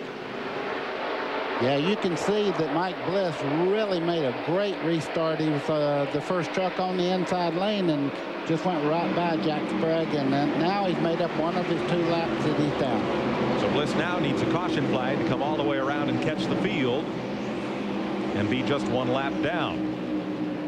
Sprague is the leader in that green Quaker State Chevy. Right behind him, Kenny Irwin Jr., the Ray Bestis Ford, number 98. 35, the Resendiz truck. That's the Ortho Chevy in 3rd, and Joe Ruttman, the pole sitter, the LCI Ford in 4th. 5th is Chuck Bound on the X-Side Ford. 6th is Jay Sauter. 7th, Mike Skinner. 8th, Ron Hornaday. 9th, Toby Butler, and 10th is John Nemecheck. 72 laps to go. Make that 71 now as they cross the stripe and head back to 1. Boy, Kenny Irwin's got a lot of heat on Jack Sprague as they head off into turn 1 there. But you know, Dave Resendiz running in 3rd spot right now is running a very, very conservative race, taking care of his truck, and he's not out of contention by any means. He's just sitting there kind of letting everything happen around him. Kenny Irwin headhunting for the lead, and Sprague is not about to let him have it. 5 leaders, 6 lead changes. Joe Ruttman makes a move on Resendiz as they go into turn 4. And things get a little close there between Chuck Bound and Resendiz. It's Rich Bickle drafting along, who is many laps down. Let's check that, he's 2 laps down. See Resendiz in the yellow truck there, caught on the outside. You can see right now when Bickle goes down in the corner, you really lose a lot of spots there. Jay Sauter in the 3 truck is now moving up, and look who's coming, Skinner. Dives 93. Wow, dives to the bottom of the racetrack, passes Sauter, gets underneath Bickle. Mike Skinner is rolling to the front. He knows how to use that traffic. He never even cracked the throttle, just drove it right on in there, let it drift right up to the high side of the racetrack, and have a good pull off the corner. Mike Skinner, the 1995 NASCAR Craftsman Truck Series champion, making a little encore performance here. Look just behind him, though. Hornaday in the 16 truck. He's certainly not out of it by any means either. He's just taking along there, taking advantage of every situation. Jay Sauter in the Goodwrench service number 3 up to 7. And there's Hornaday, the Napa Brake 16 up to 8th position. Toby Butler in 9th and Nemecheck in 10th. And Dan Press in 11th.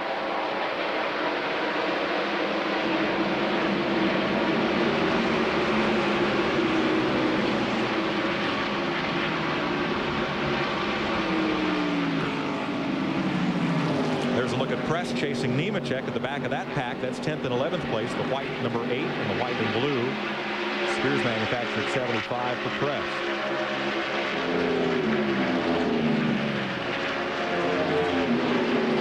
Pretty tight running order here as you look at Toby Butler and the Ken Schrader Tier 1 Chevy. There's Nemecheck in that unsponsored Chevrolet. And here comes Dan Press. He's got a little mark right there on some of those stars on that quarterfinal there. You can see him fixing to get another mark if he don't get out of the way. Dan Press makes a nice move on the inside. Well, now Nemecheck's truck just wobbled like that, buddy. What happened there that allowed Press to get under him? Well, I think Press might have touched him. Oh, what do you think? I like Dan Press. Here's a fella at 48 years old. Had a very promising short track career out on the West Coast. Then he became a crew chief for several years. And then, you know, he said, this is fun. I want to do some of this. And he turned a couple of races last season in a truck that he co-owned into a full-time ride with the Spears folks for 1997.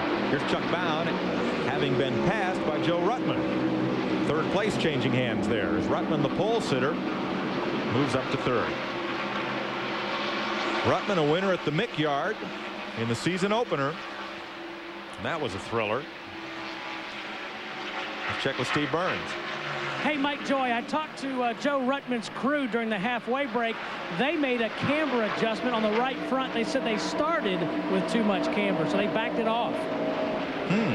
Did you say Mick Yard? Yeah. Okay. Oh, brother. 102 laps complete. Jack Sprague Chevrolet out front. Will be right back to Homestead. To you by the folks that make the original vent visor. After 2 of 26 races, there's Rich Bickle, 335 points. Butch Miller 5 back. As you look down through the top 10, there's Dave Resendiz, defending champion of this race, anchoring that top 10. Jack Sprague, the race leader. Kenny Irwin Jr. riding in 2nd spot. Close behind. Irwin, best known as an open wheeler, 1996 champion of the USAC Skoll Midget Series. Moving into full-bodied, full-contact racing. Here with the number 98 team co-owned by Brad Doherty, Liberty Racing.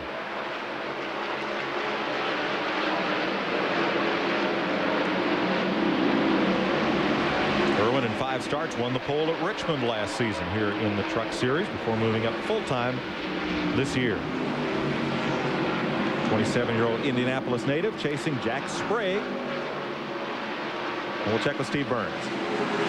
You know, guys, we've always hear about the Ford versus Chevy controversy in the Winston Cup Series. Well, the guys in the Truck Series have learned the fine art of politicking as well. I talked to Timmy Cahuth, the crew chief for Toby Butler, and he said, we have had to go so radical because the Fords have such an advantage over the Chevys, and we have caution on the track. We'll finish that story and go back upstairs. Caution waves out at turn 2.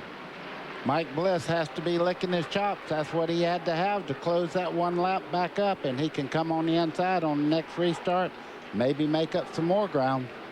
Michael Dockett had come back on the racetrack after clutch trouble and brings out this caution flag at turn 2. So Mike Bliss takes advantage. Go back to Homestead, Florida. Mike Joy with Buddy Baker, Steve Burns and Mike Hogwood pit side for our live TNN coverage. Don't forget Busch Grand National racing live from Las Vegas later today on TNN Motorsports. Big action doubleheader as you look at race leader Jack Sprague. Mike, there's a little bit of strategy. I was watching the 2-car. He's starting to make a move towards pit road. Here's Jack Sprague. He's led 10 straight races on tracks a mile or longer. Big track Jack. I tell you what, he's good on them. Very good. Going to get one to go here. Sprague the leader. Kenny Irwin Jr. and Mike Bliss, who got a lap back from the leader, will top off this time. Mike? Doug Cohen is a fuel man, and we'll see if they put 2 cans in. Catch Can Man has his hand raised. 1 can is in. They are going to go a can and a splash. Not sure how far that'll get them or if there was a miscue here, but they had 2 cans ready. They did not get any from the second can into the fuel tank. Now Jay Sauter also stopped to top off. And I don't think that'll get him all the way home, but it does mean if they have to come in again, they can come in for a splash and go. Splash and go, and right now that could be the difference. So I think it was a heads-up move, and he can move right back up to the front on the inside lane and maybe have a chance to make up another lap. Steve Burns. You know, guys, our job is to find out the scoop, what's going on. Well, we saw the 98 crew huddled, and I walked up and said, guys, what have you figured out? The gas man looked at me and said, I can't tell you. If I tell you, I have to kill you. I can't tell you. Oh, boy. Okay, Burns. Steve, it's tough down. I know it's tough down there, but we're getting ready to go back to green here at lap 108, 59 laps to go. We don't want to die.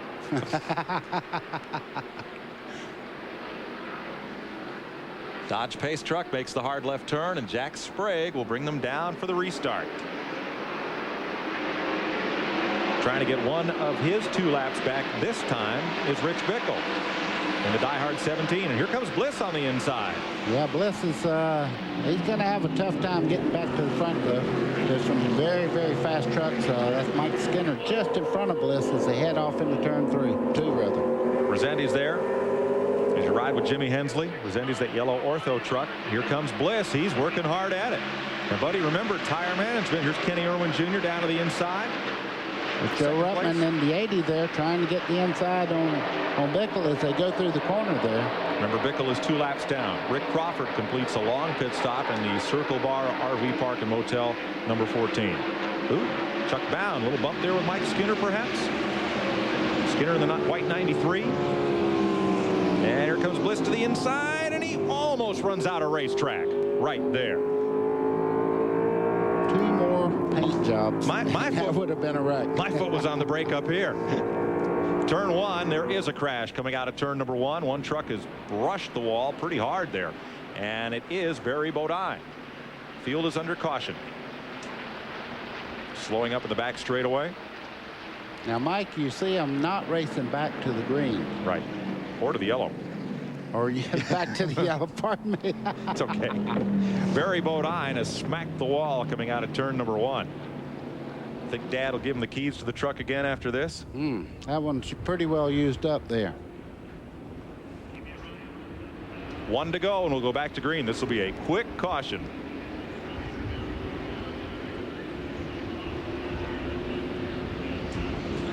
There's Mike Bliss lining up on the insiders. Ron Hornaday, defending series champion, been kind of busy on his team of late. His crew chief John Munson and wife Cindy welcomed their daughter, first child Darby, into the world on November 12th. One of his tire changers, Kevin Cram, going to get married in 2 weeks out in California. Kimberly Johnson, whose dad Gary Johnson builds the radiators for a lot of these trucks, is Fluidine Corp. They're going to get married out there in California. So it's been kind of busy on Hornaday's team of late. Babies, weddings, all kinds of fun stuff. Let's show you what happened down at turn number 1. To Barry Bodine. Ooh, boy, he just got in there a little bit hot. The back of the truck started around, got in the outside wall. Nobody touched him. I just want to say hello to Craftsman Truck Series Felix Giles. He's up with his mother Leela up in Cleveland, who undergoes heart surgery on Tuesday. And Felix will rejoin the tour at Phoenix. Mike, you want to know how you make up 2 laps? You're fixing to see it, I think. Boy, is this going to be fun if Mike Bliss gets back on the lead lap, and he's got a chance to do it right here. Green flag. He is even with Sprague as they come down. He can't beat him to the line. But right here on the inside, Bliss is going to try to get back on the lead lap, and he's done it. Boy, oh boy, look at Sprague fight back, though. He knows he does not want this truck back in the lead lap. He's fighting him hard as they go off into turn 2. Bliss wins that little battle. Mike Hogler. One battle was won when they were under caution, and that is several crew members from the Bliss team came running down to the Rich Bickle pits and said, you've got to let Mike Bliss in front. And Bickle did. He backed off and let Bliss in front, and he was able to get the lead back, or get back on the lead lap. Trouble on Joe Ruttman's truck. The pole sitter Ruttman, running in 3rd place, has slowed and come to the pit lane. Look at this. Sprague got into the back of the 2-car of Bliss there, and Bliss almost got into the outside wall. Jack the tap. And now it's up to Bickle to try to fight to get one of his 2 laps back. Ruttman, the pole sitter, in the pit lane, rubbing out of turn 2. Now, can Bliss draft under both of them? No, he goes to the outside. Boy, he's got to keep her lit up there. He's going down hard in the turn 3. You got to love this. Jack Sprague did what you have to do here. I mean, he touched him just a little bit, did not wreck him, but I guarantee you Bliss is a little hot under the collar right at the moment. Jack Sprague and Bickle is pushing Bliss down the front straightaway. And here comes Kenny Irwin, the 2nd place truck. He can't get near the leader. Bliss to the inside. He has the favored line in the corner. What'll happen? Ooh, he washes up and he gets Sprague and lets him get straightened up. Well, that's as close to a wreck as you can have. Wow. Unbelievable. And there's Kenny Irwin Jr. Kenny Irwin Jr. Trouble. Turn 3. Mike Bliss went around. Fires it up. No caution as yet. No caution. It won't go, will it? It won't go.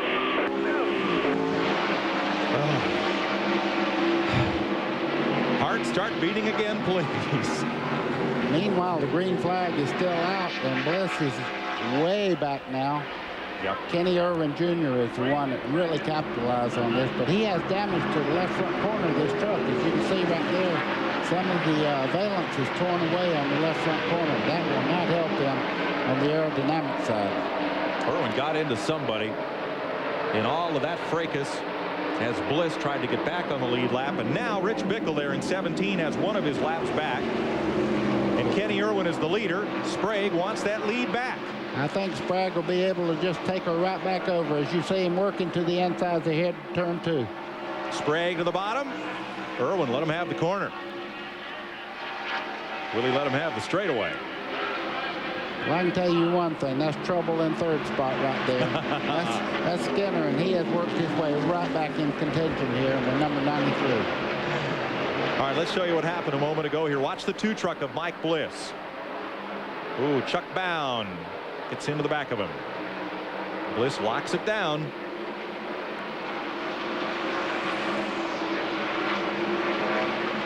Wow. Didn't damage it. No. Just lost. Valuable track position. Sprague is back up front. Irwin is 2nd, and Mike Skinner is there. Knocking on the door. Will he be able to get in? It looks like he's awfully strong getting into the corner. And he has not been racing side by side with these other trucks, buddy, using up his tires. He's just been marching up through the field. Okay, Kenny Irwin Jr. running there in second spot in the 98 truck.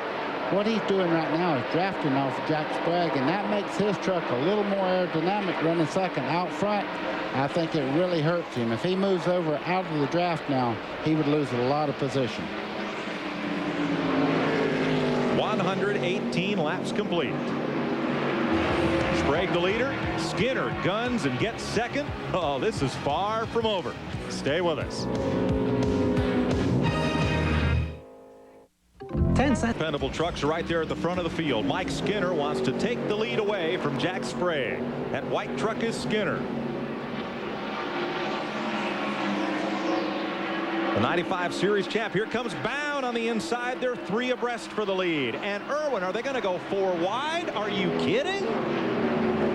Skinner. Bear hunting with a switch. I'll tell you, that is good driving right there. Skinner just kept his leg in it, drove it right in the corner. This is way too much fun. What a battle. Mike Skinner. You got to admire that. You know, he's got some damage to the left rear corner of his truck also. Skinner does. You can see the quarter panel is kind of stuck out in the air there. I'm sure that does not help his straightaway speed. Nope. Well, while 2 Chevys and 2 Fords fight for the lead, the pole sitter in this race and the series opening winner, Joe Ruttman, has gone behind the wall. Here's Mike Hogwarts. Joe, I know you'd like to be out there in that battle. What happened? Well, it appears that it spit all the belts off the front. Now, whether we lost an alternator belt and it jumped into all the belts and it just derailed everything, you know, which is the life of the motor, is it knocked the pump belt off. Yeah, we've got a caution on the speedway. Jack Sprague has brought out the caution, and Buddy looked like he lost part of that truck up in turn 3. Mike, I think he had a flat tire because I seen part of the rubber come off the wheel as he was going into turn 3 over there. He slowed drastically getting into turn 3. All right, Sprague is coming to pit road, and the caution is coming out. Here's what happened. You can see the left rear right there. Watch this piece of the tire come off as he goes through the corner there. Very lucky he didn't spin around. All right, let's go. Sprague is in the pits getting that left rear change. They do have him out. And pitting down at the end of the road, he can accelerate full bore without worrying about that 55-mile-an-hour speed limit coming out of the pits. So he'll get back on track. And I do not believe he lost a lap. We'll double check that with scoring. I would say the pit area might get a little busy here in just a second. 125 laps complete, 42 to go. And if they come in for a splash on this caution, I would guess, Steve Burns, they might be able to go the distance. Hey, Mike, you're right. I just talked to Howard Shipwash, one of the engine tuners here for Jack Sprague, and he said we got a full can and part of a second. We're pretty sure we can go the rest of the way. Tough break for Jack Sprague. But you couldn't have written a script for this one because it just gets more unpredictable the further we go. No, you think one guy's in the rocking chair and all of a sudden the arm falls off and the guy goes back. I mean, you really can't predict in a truck race who has the upper hand until right at the end. Well, here comes our lead trucks towards the pits now. That's Mike Skinner coming in. I'll tell you, Skinner showed me something in that 3-wide battle into turn number 3. Everybody else blinked and he just drove it on in there. That's why he gets the big bucks. That's right. That's why he's 95 Series champion and this series all-time winner. So Skinner will lead Chuck Bound, Kenny Irwin, Ron Hornaday onto pit road. Dave Rezendes is in that group.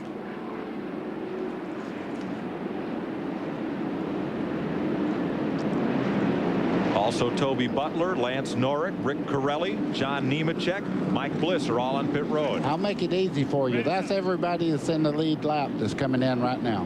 Mike Hogwood. Well, helping out with the fuel on the Mike Skinner truck is Kevin Handelman, who is his Winston Cup crew chief. And it looks like they've got 2 full cans in and they've got a full tank of fuel. He should be able to go the entire way. Yeah, I think this will be final fuel stop for most of these Kenny's team. Steve Burns? Yeah, Kenny Irwin just sped away off pit road. Looked like they got both cans in. They also put a lot of duct tape along the left front quarter panel. They've got a lot of sheet metal damage on the left front quarter. Now, you do see cars pitting, or trucks pitting rather, that are not on the lead lap. The rule here is a little different than it is in Winston Cup, that when the pits are open, anyone can pit any time. You don't have to be just the lead lap trucks to pit on the first lap of caution. So it is a little bit different. So we did, Buddy, see all of the lead lap trucks come in, and we also saw some trucks that were a lap or more down come in that pit sequence. There's the 200-mile-an-hour tape on Kenny Irwin's truck. As you can see, there's some damage there, but now that they have that tape on there, he should be back up to full song when they drop the green. 41 laps to go as we work this caution for Jack Sprague up in turn number 3. We'll be right back.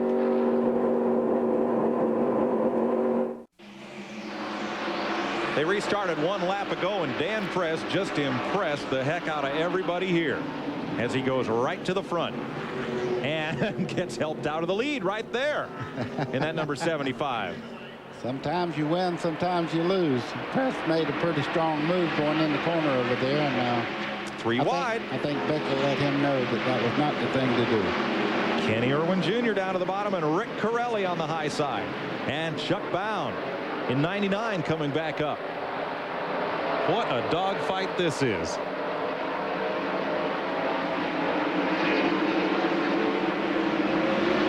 And by the way, Mike Bliss got his lap back out in front of the leaders. He's in front of this pack. There's Jay Sauter in there with Bickle, Skinner in the 93, and Hornaday in the 16. Now that's up front. And trouble on Dan Press. He's lost the tailgate cover.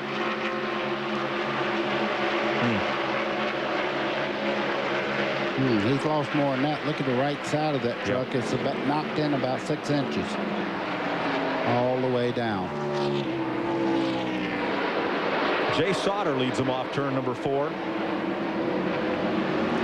Goodwrench service number 3. Let's show you what happened to Dan Press in the 75. Ooh, Corelli got a little squirrely.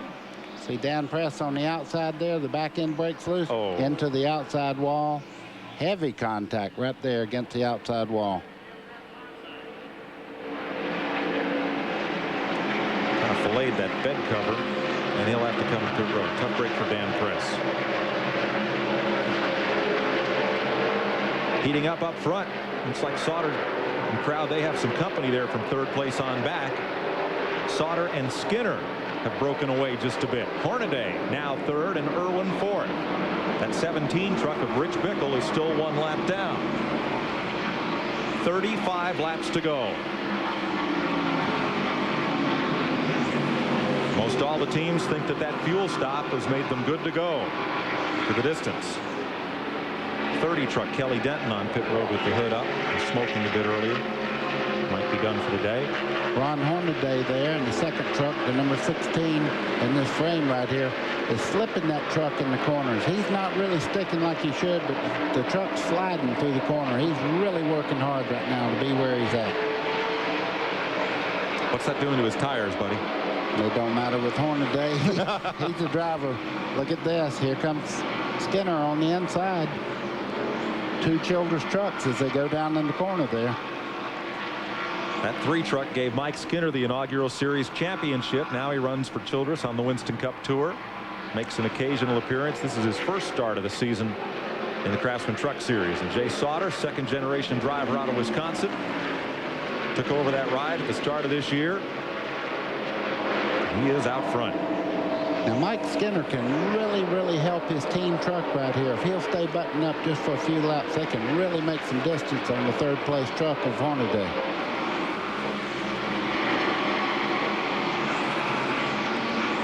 Hornaday really doesn't have a drafting partner. Kenny Irwin is a little far back to be of any help to Hornaday to catch the leader right now. For the people that really are joining us for the first time, when we say drafting, that is the turbulence conducted by the truck as it goes through the air. It turbulates the air around the sides and over the top and really makes a vacuum behind the truck, and it'll pull the 2nd place truck right along. Also helps the 1st one because it's like a wall of air pushing the lead truck at the same time. That lead truck is now Mike Skinner. He's taken the lead away from Jay Sauter. Let's go to Mike. Jay Sauter driving that Chevy truck. It may not be as fast as some of the Fords, but it's been getting great gas mileage. They're getting some 60 laps to a tank of fuel, and they thought they were not hoping for any cautions down the stretch of this race, but we've had them, and as they've said here in the pit, their strategy has gone way out the window. Not much strategy from here. Just run it as hard as you can with 32 laps to go. Now, last lap for those two Chevys in front of the field, 40.6 seconds. Last lap for the Fords of Irwin and Chuck Bound, 39.9. So they're gaining at half a second a lap, buddy. Oh, they're gaining very, very quickly. I think that's what Skinner looked in the mirror and saw that Hornaday and those guys were closing in. He said, hey, I got to go. Mike Skinner, 16 times a winner in Craftsman Truck Series competition, looking for his first of the season right here. Will he get it? Stay tuned.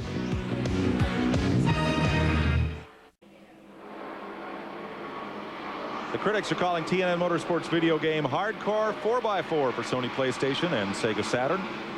A must for racing game fans with 6 different trucks, their own handling, and 4-wheel independent suspension. It gets so real you'll have to scrape the mud off your TV screen.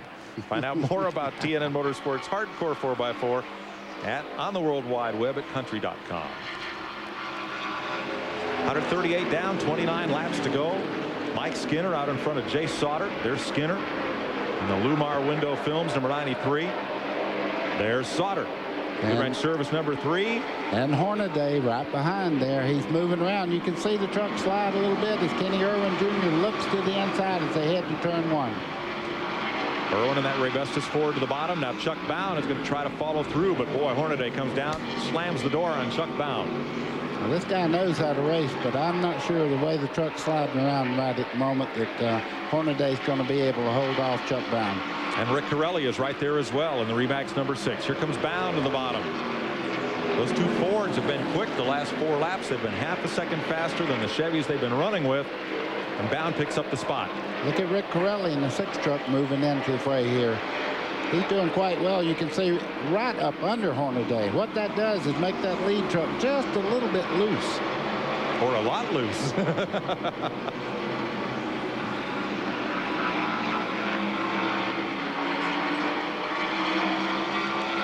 Jack Sprague has moved back in here too. He's running this group down.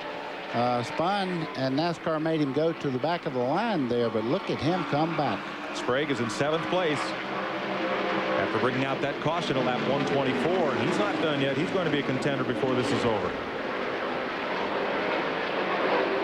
They'll work around Doug George, and Corelli had a look inside Hornaday, and here comes Sprague. Boy, does that truck come off the corner or what? Sprague gained almost 2 truck lengths on Corelli just in that one corner coming up out of there. Well, if Sprague can find a way underneath Hornaday, let's see if Corelli can follow him through. Now Hornaday's Napa number 16 is in 5th place.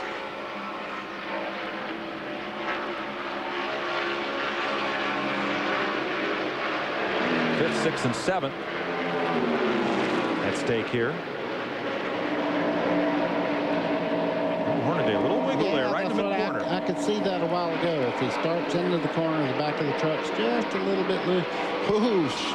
Jack Sprague got all the way sideways, but look at this truck run down the straightaway. He is that's what you call handling down the straightaways, folks. Hendrick power, and you saw there that Corelli could not follow through underneath Hornaday in the hole that Jack Sprague opened up there.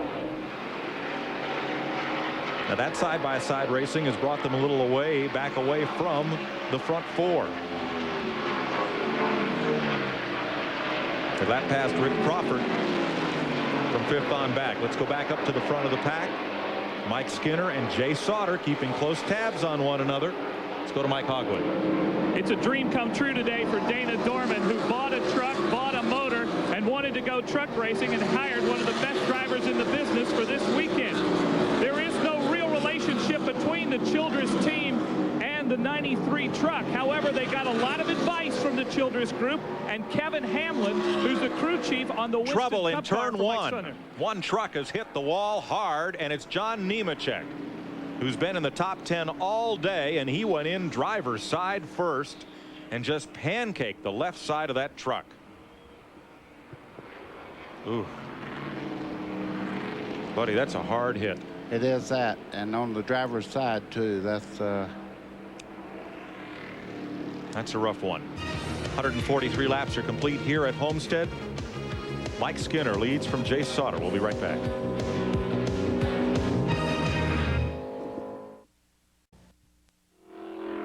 The all-new and official store of NASCAR, NASCAR Thunder, now open in 4 cities: Atlanta, Winston-Salem, Knoxville, and Dallas.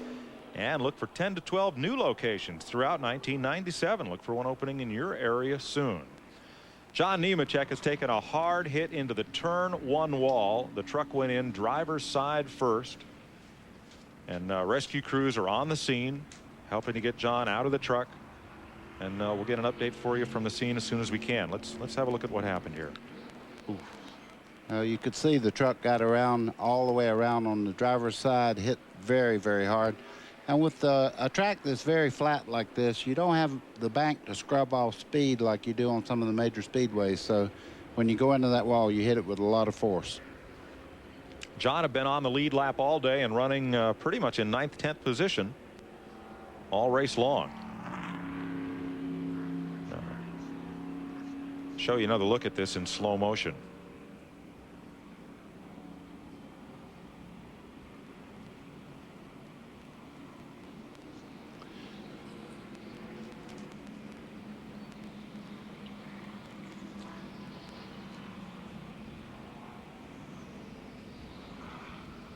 So we'll get an update on Nemecheck just as soon as one's passed along to us. Mike Skinner leads this race under caution at lap 146. Jay Sauter second, both in Chevrolets. Kenny Irwin Jr. and Chuck Bown in Fords, third and fourth. Fifth is the Chevrolet of Jack Sprague. Sixth, the Chevy of Rick Corelli. In seventh, Ron Hornaday's Chevy. In eighth is Butch Miller, up to 8th spot for Walker Evans. Ninth is Toby Butler, and 10th, last year's winner, Dave Rezendes. Also on the lead lap, Lance Norrick. Mike Bliss is back on the lead lap. One lap down, Tony Roper, Rich Bickle, and Jimmy Hensley. Well, we've talked about a couple of drivers who have new truck rides here, and we're about to meet another one because one lucky fan will get to drive away from Homestead Motorsports Complex today in a brand new truck. Here's what happened. Champion Sparkplug and Napa Auto Parts teamed up in a promotion to send a lucky fan home today with a new Chevy pickup truck. Customers throughout Florida register for the sweepstakes at Napa stores in February. 4 finalists are here as guests of Champion and Napa. Earlier today, each finalist drew a key, only one of which would open the door to that shiny new blue pickup truck. The lucky winner, Bud Bruner from Miami. Champion's Truck Plug, the official spark plug of the NASCAR Craftsman Truck Series and new companion product, Champion Truck Wire, can be found at Napa Auto Parts stores coast to coast. Congratulations, Bud. I don't believe it. Caution flag remains out here at Homestead. 146 laps complete. 147 as they cross the line, and the track safety crew and rescue workers are still up at the scene in turn 1. Helping to get John Nemecheck out of his number 8 truck, which slid into the wall driver's side first a few laps ago. We'll be right back with live coverage of the NASCAR Craftsman Truck Series after this. This TNN Motorsports presentation of the Florida Dodge Dealers 400 is brought to you by the more than 1,500 AutoZone stores across America. AutoZone, the best parts in auto parts. Here at Homestead, the field continues to roll around under caution. We do know that John Nemecheck is still inside truck number 8, that the rescue crews are there working with him, that there are doctors and EMTs on the scene trying to aid John and get him out of the truck and over to the infield care center. And we'll get a further report as soon as one is available as the track crews there continue to assist. Once again, Mike Skinner. 15 poles, 16 wins, and 1 series championship. Moves up to Winston Cup Racing, but buddy, I think if there's anybody in this series that came back for a guest drive that some of these teams would just as soon stayed home for the weekend, it would be Mike Skinner. He is tough. Well, he knows how to drive the trucks, and really, when Richard Childress hired him a couple of years ago to do the truck series, I kind of went, Mike Skinner? Why? And then I found out because I watched him drive, and the guy is so talented about working with the crew, understanding what the car or truck is doing, and just his overall racing. I think he's going to be a great talent in Winston Cup, and in the trucks, they would just tell him that, Mike, don't burn the tires off. And once he really got everything regimented, the guy has just been tough and hard to beat no matter what he's in. And yeah, that's not a Childress truck, but boy, I didn't know that when the race started, but he certainly drove it just like it's one of them. Well, when they went 3 abreast into turn number 3 and there was a truck either side of him, everybody else blinked because they knew Skinner was not going to lift. He has established that reputation and took it on in there and took the spot. And Jay Sauter, I think, I'm not going to say that Jay's going to get a lesson following Mike Skinner, but I think he can pick up a couple of tips. Do you? It'd be a good guy to watch, I'll tell you. I think that Sauter is certainly a very, very good race car driver, and now he's in a tremendously good prepared truck, and he's doing what you need to do the first year out. You see they're taking the roof off John Nemecheck's truck. The roll cage structure in these trucks has become so complex and works its way through so many areas of the truck itself that it's difficult when a driver is unable to climb out under his own power. It's very difficult to take him out through the side window. It's much easier to remove him up through the roof where there are roll cage bars. So that's what's happening, and here's why. John Nemecheck going into turn number 1, spinning the truck and taking a very hard hit with the driver's side against the concrete wall in turn 1. That's why we're under this lengthy caution, and we'll try to update you further from the scene when we come back to Homestead Motorsports Complex in South Florida. You're watching Craftsman Truck Series racing on TNN.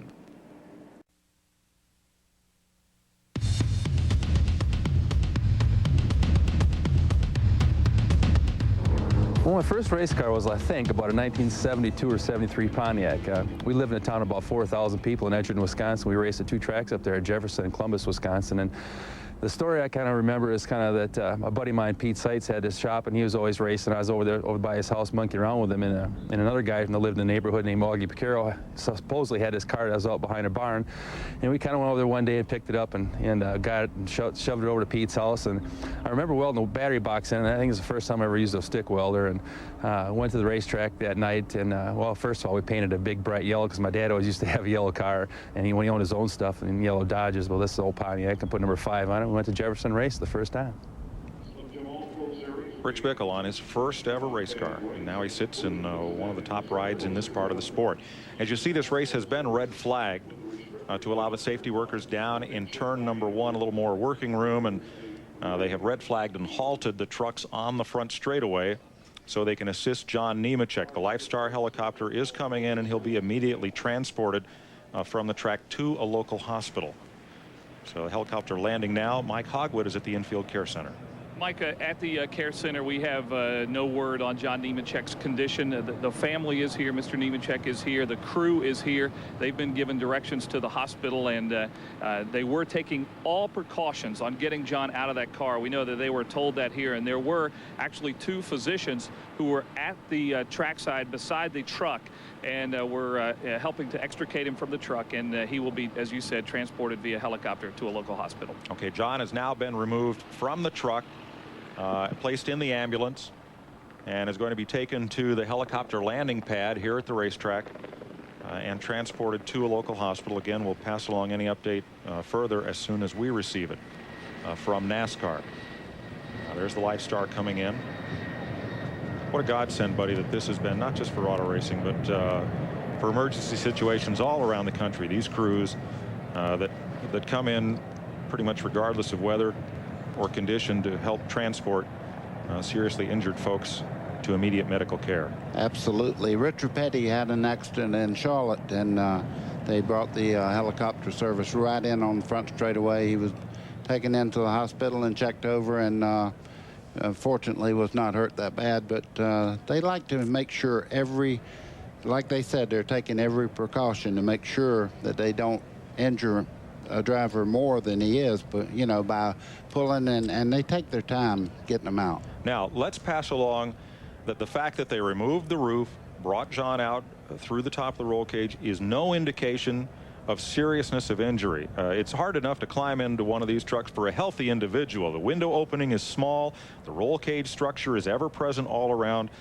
So please, let's not speculate other than the fact that he is going to require hospitalization and is being taken to the Lifestar helicopter and transported for that purpose. That is all the information we had, and it's not going to be fruitful to speculate further. The truck has been loaded on the rollback, going to be taken off to the garage area, and just as soon as the track area is clear, the rest of this field will get back to racing. One crew member from each truck, there's one of the NASCAR officials, has been allowed to go out and talk to the driver under this red flag condition. We're 149 laps into this event, 18 to go here at Homestead, Florida.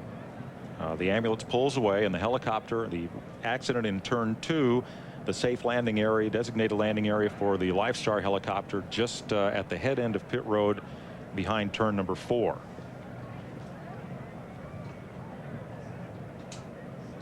So if you just joined us, we're in a red flag condition here at Homestead for John Nemecheck, who slid and spun in turn number 1, impacted the retaining wall driver's side first, pretty much pancaked the left side of the truck.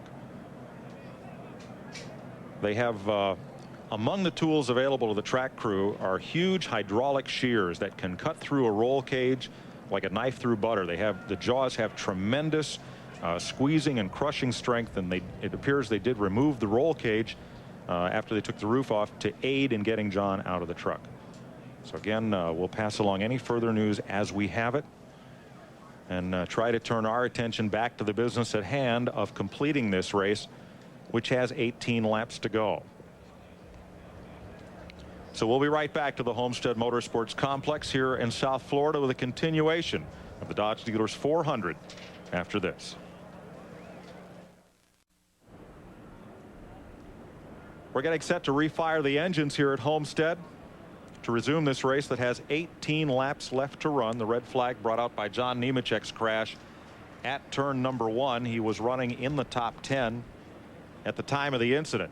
There are 12 trucks on the lead lap. There's one of them, Kenny Irwin Jr. He's a factor here in 3rd place. There's Jack Sprague, who is in 5th, and the command's being given to fire engines. Rick Corelli in 6th.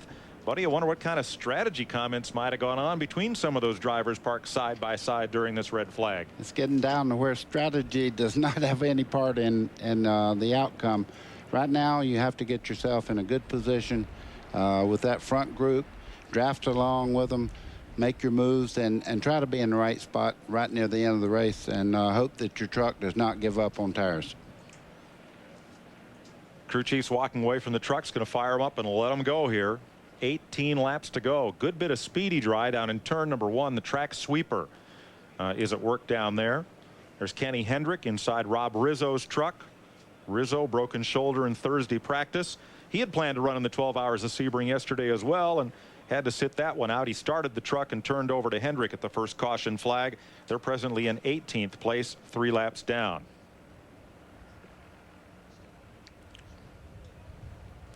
Later today, 4 p.m. Eastern Time, we'll be going out to Lost Wages, where the Busch Grand well, it is every time I go, where the Busch Grand National Series will be in action in the Las Vegas 300. 4 p.m. You'll see that live here on TNN Motorsports just about 40 minutes from now. But here at Homestead, we still have 18 laps left to run. There's a look at Jay Sauter. Boy, what a great run he's had today, running in 2nd place for Richard Childress. Kenny Irwin Jr., the 98 3rd. Chuck Bown in 4th has been a factor all day. Chuck Bown is really good on cold tires, so with just a few laps to go, he may be a factor. Rick Corelli in the 6th, Ron Hornaday, and Butch Miller. We'll be back for the restart of the Dodge Dealers 400 here at Homestead, Florida, after this. Welcome back to Homestead, Florida, where they fired the engines. The Lifestar helicopter is transporting John Nemecheck to an area hospital. And once again, we've had no further update as to his condition. As soon as we do, we'll pass it along to you. Mike Hogwood. This is Dana Dorman, who is not only the owner but the crew chief on the 93 truck driven by Mike Skinner today. What's Mike saying? Well, he's just ready to get the thing over with. It's been a pretty long day, and we've worked hard on this truck all week long to get it as fast as it is, and we just want to keep him up there for about 16 more laps and get it to the end. You have some damage to the sheet metal on the left rear. What kind of effect is that having on the truck? Well, the air is getting up inside the tonneau cover and picking the back of the truck up. It's making it pretty loose. Well, is he going to pull over maybe and let Jay Sauter buy his replacement in that 3 truck? That'll be his call, but I don't think so. We kind of talked about it. If it came to the end for the win, it was race, every man for himself. So we're going to go for the win. All right, Steve Burns. I talked to Frank Rascinti, the crew chief for Chuck Bound, and I said, before you refired, are you guys okay? And he said, yeah, as long as we can get it restarted. When these motors are hot and cooled down, sometimes they are difficult to restart. Well, in fact, they did have problems. However, NASCAR said, we will give anybody a free push start, and you will not lose a position. So Chuck's back up in good shape. So we're set for this restart. 151 laps complete. We will restart next time by. Mike Skinner, the leader. Jay Sauter in second in Chevys. Kenny Irwin Jr. and Chuck Bound in Fords. Then it's Jack Sprague, Rick Corelli, Ron Hornaday, and Butch Miller all in Chevrolets. Toby Butler's in a Chevy, and Dave Rezendes 10th in a Chevrolet. There's the spotter location just above our position here atop the roof of the Homestead Motorsports Complex. Looking out across the pit suites and the infield lake toward the back straightaway. Who do you like, buddy? The truck in front right there, Mike Skinner. I tell you what, he knows how to race. He has some damage, as they said, though, and Chuck Bound has a very good race truck on restarts. And don't forget about Hornaday. He really knows how to capitalize on restarts and all like that. And I apologize to everybody, but I got a terrible cold today. If I'm just about to run out of stuff here. Well, we're about to run out of laps, so it'll happen about the same time. I like Skinner, too, because he's not racing for points. He's got nothing to lose here. But as they say, it's far from over. Dodge safety truck is in. Let's go back to green.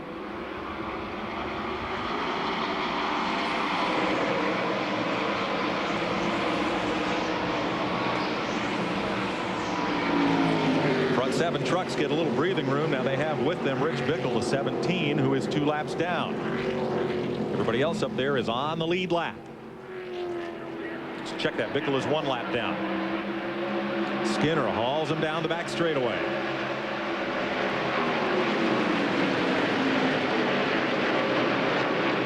Looks like those 2 Chevys may get away a little bit unless Irwin can get underneath. Boy, Hornaday sliding back through the pack there. He got caught on the outside, and he's losing a lot of valuable track space there. You can see a lot of trucks going by him there.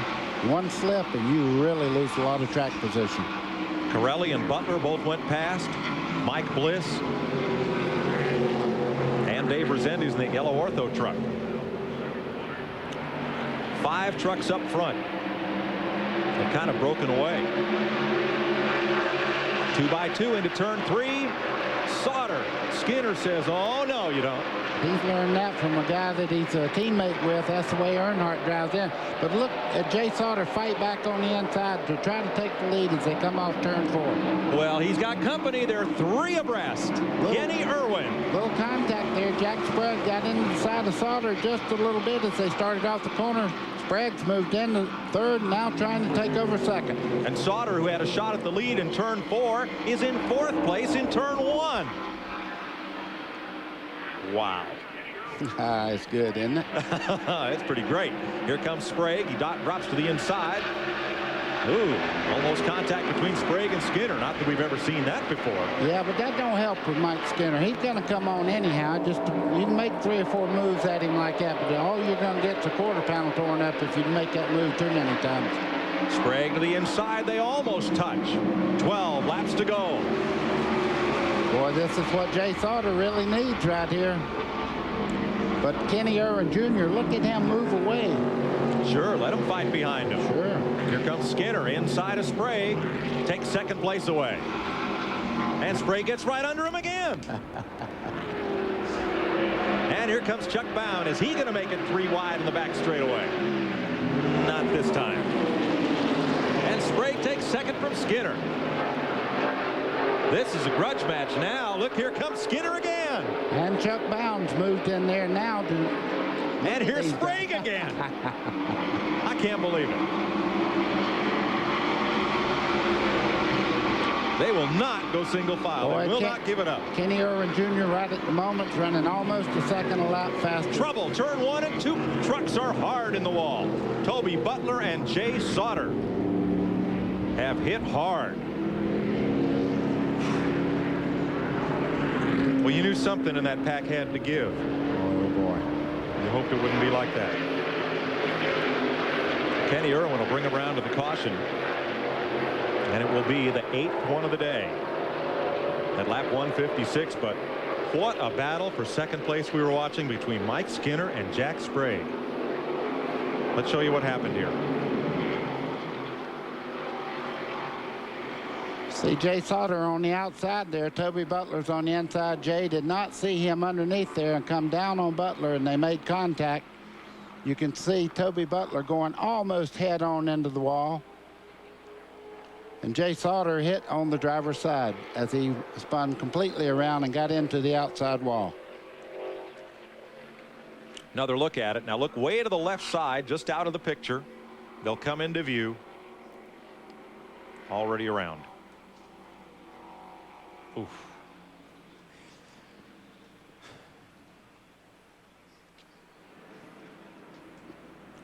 You're riding with Mike Bliss, who was right behind it when it happened. There's where they made contact there. See, Toby Butler was all the way down against the yellow strip on the inside. Nowhere to go. 10 laps to go under this caution.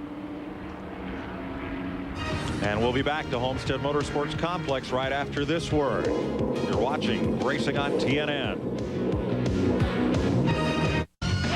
goes Sprague. He's into the outside wall. Ruckman goes by on the final lap of the race. Jack Sprague has had some tough ones, and he's trying to battle back from a cut tire that brought out a caution at lap 124 and sent him to the pits. Sprague has battled his way back to second place. Kenny Irwin Jr. leads it. Sprague in second, Mike Skinner third. They just traded second place back and forth, sometimes twice in every corner, buddy. I mean, it was wild to watch. Well, this really tightened the fight up for the lead right now. Kenny Irwin Jr. had built up about a 3-4 second lead there and was pretty much in control of who was going to win, but Jack Sprague and Mike Skinner were going at it tooth and nail. Now, one rule about the Craftsman Truck Series that I really like is that they end the race green-white checker. They will not finish this race under caution. We will see a green flag finish. And we see one of the leaders on pit road, Ron Hornaday. Buddy, this might be a smart move that this race ends up going past the 167 lap mark. If Hornaday stops for a splash of gas here, it may put him in good shape. There are, we'll check the number of trucks on the lead lap. I believe we have 10. Sammy Gonzalez puts 2 rounds in the left rear. I think that's Kevin Cram bumping up the spoiler and adjusting the air pressure in the right rear tires, also trying to make this truck a little bit tighter. When you see them hitting on that rear spoiler like that, they're trying to get downforce on the back of the truck to make it a little bit tighter going through the corner. There's Toby Butler, shaken, but okay after that hard hit into the turn 1 retaining wall. And the rescue crews working with Jay Sauter now, who went in driver's side first into that turn 1 wall. Steve? Mike, I just talked to Richard Childers. He just happened to be walking by, the owner of that truck, and he said he has not heard verbally from Jay Sauter, so no condition or no word on his condition from down here. Well, it's not uncommon in an impact like that the radio equipment, either the plug or the radio itself, becomes dislodged, or as soon as the driver gets the helmet off, of course, he's no longer in communication with the crew, so that is not uncommon. But Jay Sauter had a shot to win this. Looked like a chance at a top 5 when he and Toby Butler got together. They're going. There's Butler standing and walking around. So Toby is okay. That's good news. 8 laps to go on the scheduled distance here, and Busch Grand National racing coming up in a little while. So stay with us.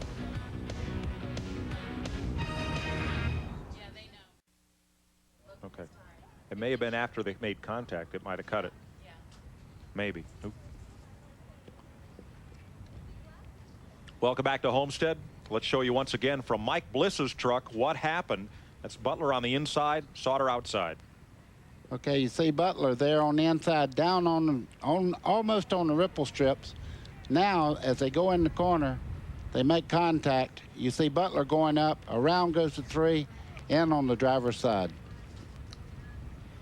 And, buddy, I agree with what you said earlier. Toby was as far down on the racetrack as he could get, and Jay Sauter came into the corner and must have thought he was clear. Well, that's what you do. You think you're buying. All you have to do is barely touch. Getting into a flat corner like that, boy, it turns you around in a hurry.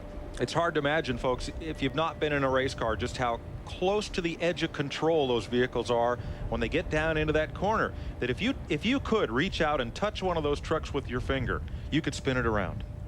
Pretty much that, yeah. You could see the concern on Toby Butler there. Toby Butler's one of the finest young men around, and he and Jay Sauter are good friends. And that kind of contact, that just happens on racetracks, and boy, it makes you feel terrible when you're involved with something like that. So with 8 laps to go, once again, the red flag has come out here at Homestead. Mike? John Monson, the crew chief on the Ron Hornaday truck. You brought him in for a pit stop. What were you trying to do? We're trying to tighten the truck up because Ron got really loose in traffic. And being that there's only 2 trucks behind us on the lead lap, in the last 10 laps, Ron's so good at a short run, I think he could make those 2 positions that we gave up. We've just been told that the Butch Miller truck has a steering problem, and they asked us to go ahead of them. So that really we only lost 1 position, and I think we'll have a chance to make up more than that because we fixed the truck. If we had just set tight where we were, we never would have gained anything. All we could have done was lose more. A gamble well worth taking. I think so. I hope so anyway. All right. Mike? Now, that's a sharp crew chief, somebody who says, you know, we could lose 2 spots, but we could gain a whole bunch more if we bring him in and make this change. So be interesting to see how Ron Hornaday fares after this red flag condition is over. Kenny Irwin, the leader. Jack Sprague, 2nd. Skinner is 3rd. Bowen is 4th. Bliss is 5th. In 6th place, Rick Corelli having one of his best super speedway days for Marshall Chesrown. Ron Hornaday scored 7th last time he came across the line. Dave Rezendes also on the lead lap, as is Lance Norrick having a good outing for the National Hockey League. And Butch Miller in the 10th spot. Those trucks are on the lead lap. 1 lap down in 11th place is Rich Bickle. In 12th, 1 lap back, is the Brevac truck with Tony Roper aboard. And in 13th, Jimmy Hensley in Richard Petty's number 43. 2 laps down, on a lap by himself now, is Dan Press. And there are 5 trucks that are 3 laps back, including now. They'll drop off that board when they go back to green. Toby Butler and Jay Sauter. Let's go to Mike Hogwood. Kenny Irwin will be leading this race when we get cranked up again after this red flag. Gary Showalter is crew chief. What's he saying? Well, he says he thinks he's okay, but these long reds, we don't know what's going to happen to the truck on the restart. So the air pressures go down, everything cools off. So it's starting like just let the driver do what he can do. Yeah, I was going to say, yeah, you don't know really the effect, and it does have a big effect sitting here for this long period of time. Right. We never do that in practice, so we don't know what's going to happen. So we're just hoping that the driver can overcome whatever else happens. Is he more worried about Jack Sprague or Mike Skinner? Well, actually, I don't think he's worried about either one right now. He's just thinking, trying to stay focused. All right, Michael? That's a good bit of confidence there. Boy, if you had to pick in an alley, who would you rather be worried about, Mike Skinner or Jack Sprague? I don't know. That'd be hard to choose. All right, folks, they're still cleaning up down at turn number 1, and we'll give you an update just as soon as we can. We'll be right back to Homestead after this.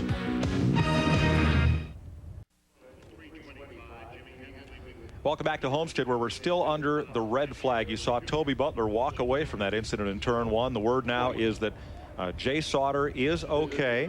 He has been put on a backboard as a precaution and is going to be airlifted out of the racetrack. That he is not seriously injured, but he is being taken out to Jackson Ryder Trauma Center, and in Sauter's case, it is precautionary, so that he is not seriously hurt. And that's all the update we have to give you from NASCAR at the moment.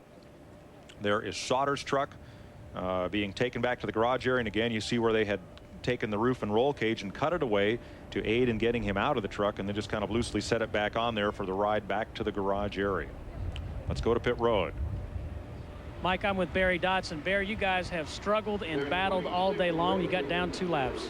Oh, it goes back to, it's like going back to the Winston Cup days, you know, and the truck's just dominant. We just missed it. The fuel mileage has been all over the place because of traffic, and it's a big racetrack, and you own it off the gas a lot. And we missed it just about a pint, probably, making it to the half there.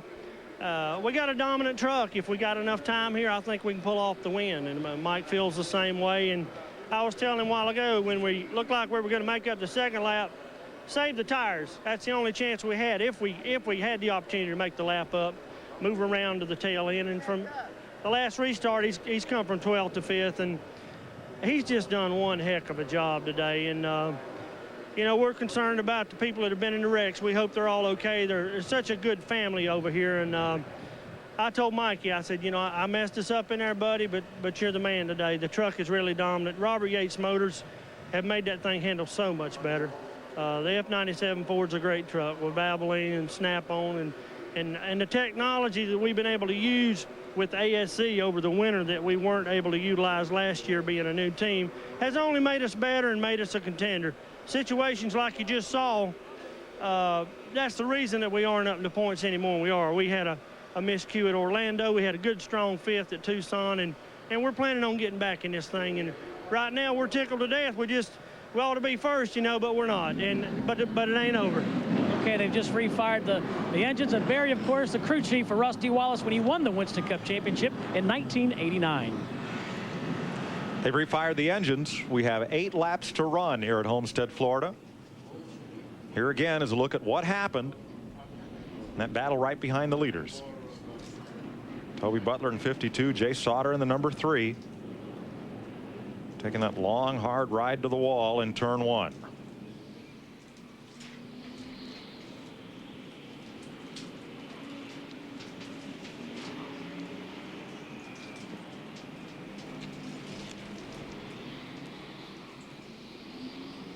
We're back underway, and again, Chuck Bound's truck may need a push start to get going here, as it did after the second red flag. The Exide battery's 99.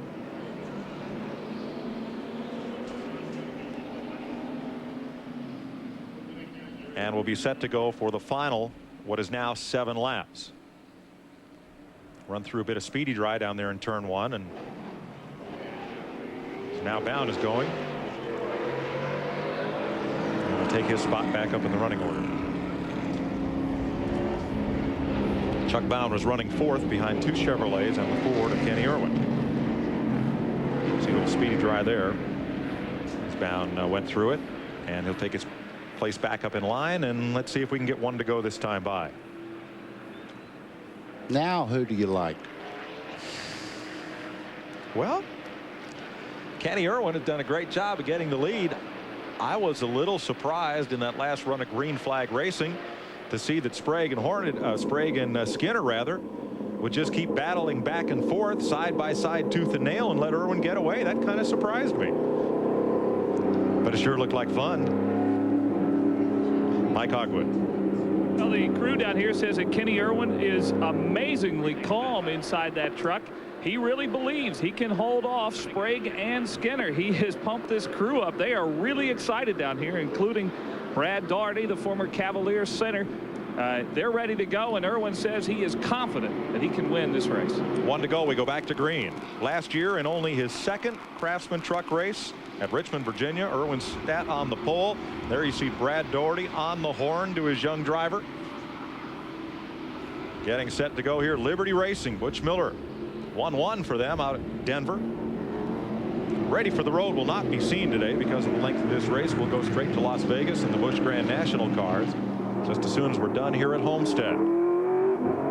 Brad Daugherty in about half a dozen cities, buddy, will take his truck, transporter, Kenny Irwin and everybody into the inner city and do some school appearances, trying to help some kids along the right path. I mean, Doherty is quite a role model to inner city kids, and they made an appearance here in Miami and really made an impression with Kenny and the truck and the technology. The kids really took to it. Look at that smile. I guarantee you he's happy right now. He's saying fast break, fast break. Yeah. Steve? Hey, Mike, I was talking to Brad about that program in the inner city. He said they had an absolute blast down at the school here in Miami. He said there were 400 kids that came out and they talked to him. He said they were climbing all in the truck, around the truck. He said they had a blast, and he said they want to do it a lot more next year. This year, as you said, they'll do it in 6 cities. Looking for green this time, Steve. And it'll be 5 laps to go. Look at Sprague right up and under Kenny Irwin. Boy, Irwin almost got the pace truck. He grabbed a gear. He went. He's gone. 2 car lengths ahead of Jack Sprague at the stripe. Now you watch Jack Sprague try to get under him as they start. No, I think he's happy just where he's at. Kenny Irwin got a great jump. But I was looking for Jack Sprague to try to make that inside move on him, but Kenny Irwin is really running well. You see that tape starting to flap on that front part of the truck of Kenny Irwin Jr. Turn 3. And it's Irwin down to the inside. Remember what Sprague told us yesterday. When he follows a Ford, he has little down pressure on the nose of his Chevy truck. He's following one right now. Let's see what he can do with it. Oh! Jack the tap. Boy, oh boy, I tell you what, that was almost it there. Well, that's one way to get the lead. Boy, Sprague got in the back of Kenny Irwin. It was all Irwin could do to hang on to that truck. Well, now Skinner in 3rd, Irwin in 2nd, Bound in 4th, Mike Bliss in 5th. This isn't over, folks, not yet.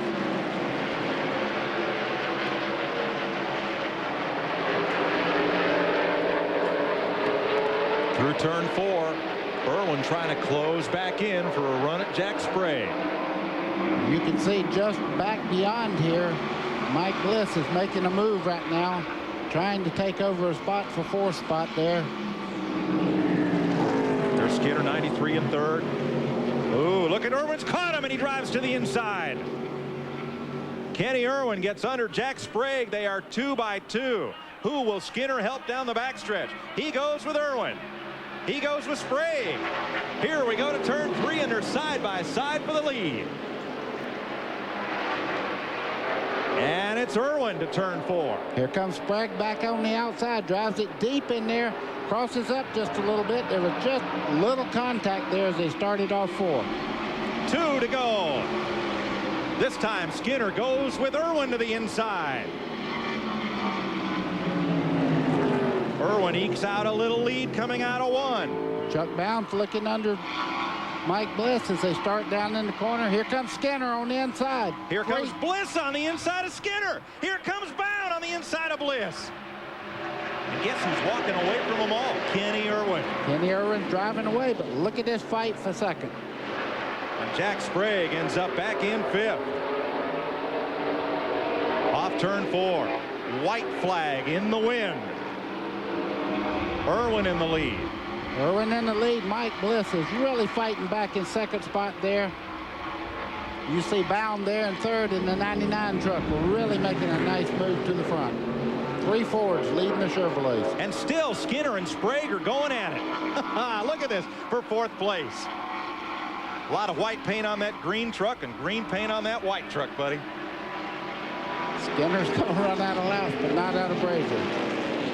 Last time around, Mike Bliss may catch Kenny Irwin. They're just about a truck length apart. There's the race for 4th. Off turn 4. Checkered flag. Kenny Irwin Jr. by 2 truck lengths will win it. Mike Bliss is 2nd. Chuck Bound 3rd. Mike Skinner 4th. And Jack Sprague winds up 5th. Mike Hogwood. Here we are, Brad Doherty high-fiving everybody. It's better than winning like an NBA championship. It's a great win for the Liberty Racing team. Ray Bestis, Ford credit. Ford was really toting the mail today. Kenny Irwin Jr. did a tremendous job, and we're tickled to death. Jack Sprague tapped him, got by him, But that young driver kept his cool and composure. What a great move to come back by. Yeah, well, Jack Sprague's a tremendous racer, and Kenny really held his composure going through the corner. Made a great move to get back into the league, and we're tickled to death. All right, Brad Daugherty and company headed to victory lane. Good place to go. Kenny Irwin Jr., 27 years old, first full season of Craftsman Truck Series racing, gets his first victory today. Plasticoat, official spray paint of NASCAR, presents the winning finish award for today's race. $1,000 to the crew chief of the highest finishing Craftsman truck team, and Gary Showalter, who goes to victory lane with Kenny Irwin Jr. He is the winner. End of the year, the crew chief with the best average finish wins $10,000. Congratulations to Showalter from all of us at TNN and the folks at Plasticoat. We'll go to victory lane here at Homestead, Florida, and meet Kenny Irwin Jr. right after this.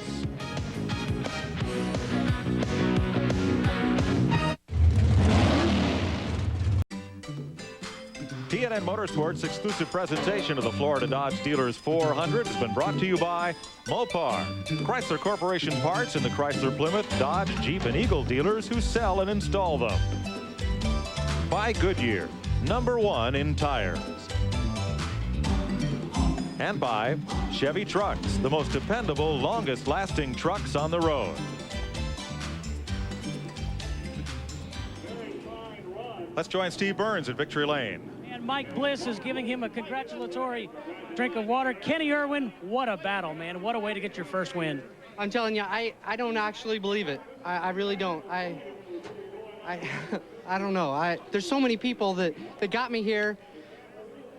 I don't know. It's just the coolest thing I've ever done. I mean, Ray Bessis and Ford Credit, they're with me on the truck, and I have to have the best team because I know that coming in here, we struggled real bad the first 2 races with setups, and they're just figuring out how I drive, and I love it.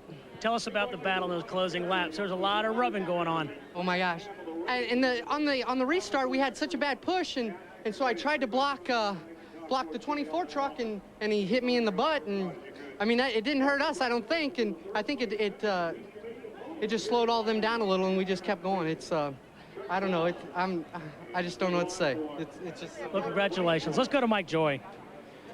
Don't you love a first-time winner, buddy? Always, always. That reminds me of Jeff Gordon when he won his first Webster Cup race. 10 trucks finished on the lead lap here at Homestead today, and Mike Bliss is our Mopar high performer of the event. He came from 2 laps down, battled back onto the lead lap, and a podium finish. 2nd place here at Homestead for Mike Bliss and the ASE Ultra Wheels team. 3rd place for Chuck Bound. 4th for Mike Skinner. 5th for Jack Sprague. 6th, Ron Hornaday, Dave Resendiz, Rick Corelli, Butch Miller, Lance Norrick were all on the lead lap at the finish. Bickle, Roper, Jimmy Hensley 1 lap down. A lot of trucks out of this race, buddy. This race took a heavy toll. It certainly did, and you know, the competition was great, but we just wish all the drivers that were in wrecks today that they are all okay. For Buddy Baker, Mike Hogwood, and Steve Burns, this is Mike Joy, hoping you've enjoyed our live presentation of the Dodge Dealers 400 from Homestead, Florida. Congratulations to Kenny Irwin Jr., who picks up his first NASCAR Craftsman Truck Series victory.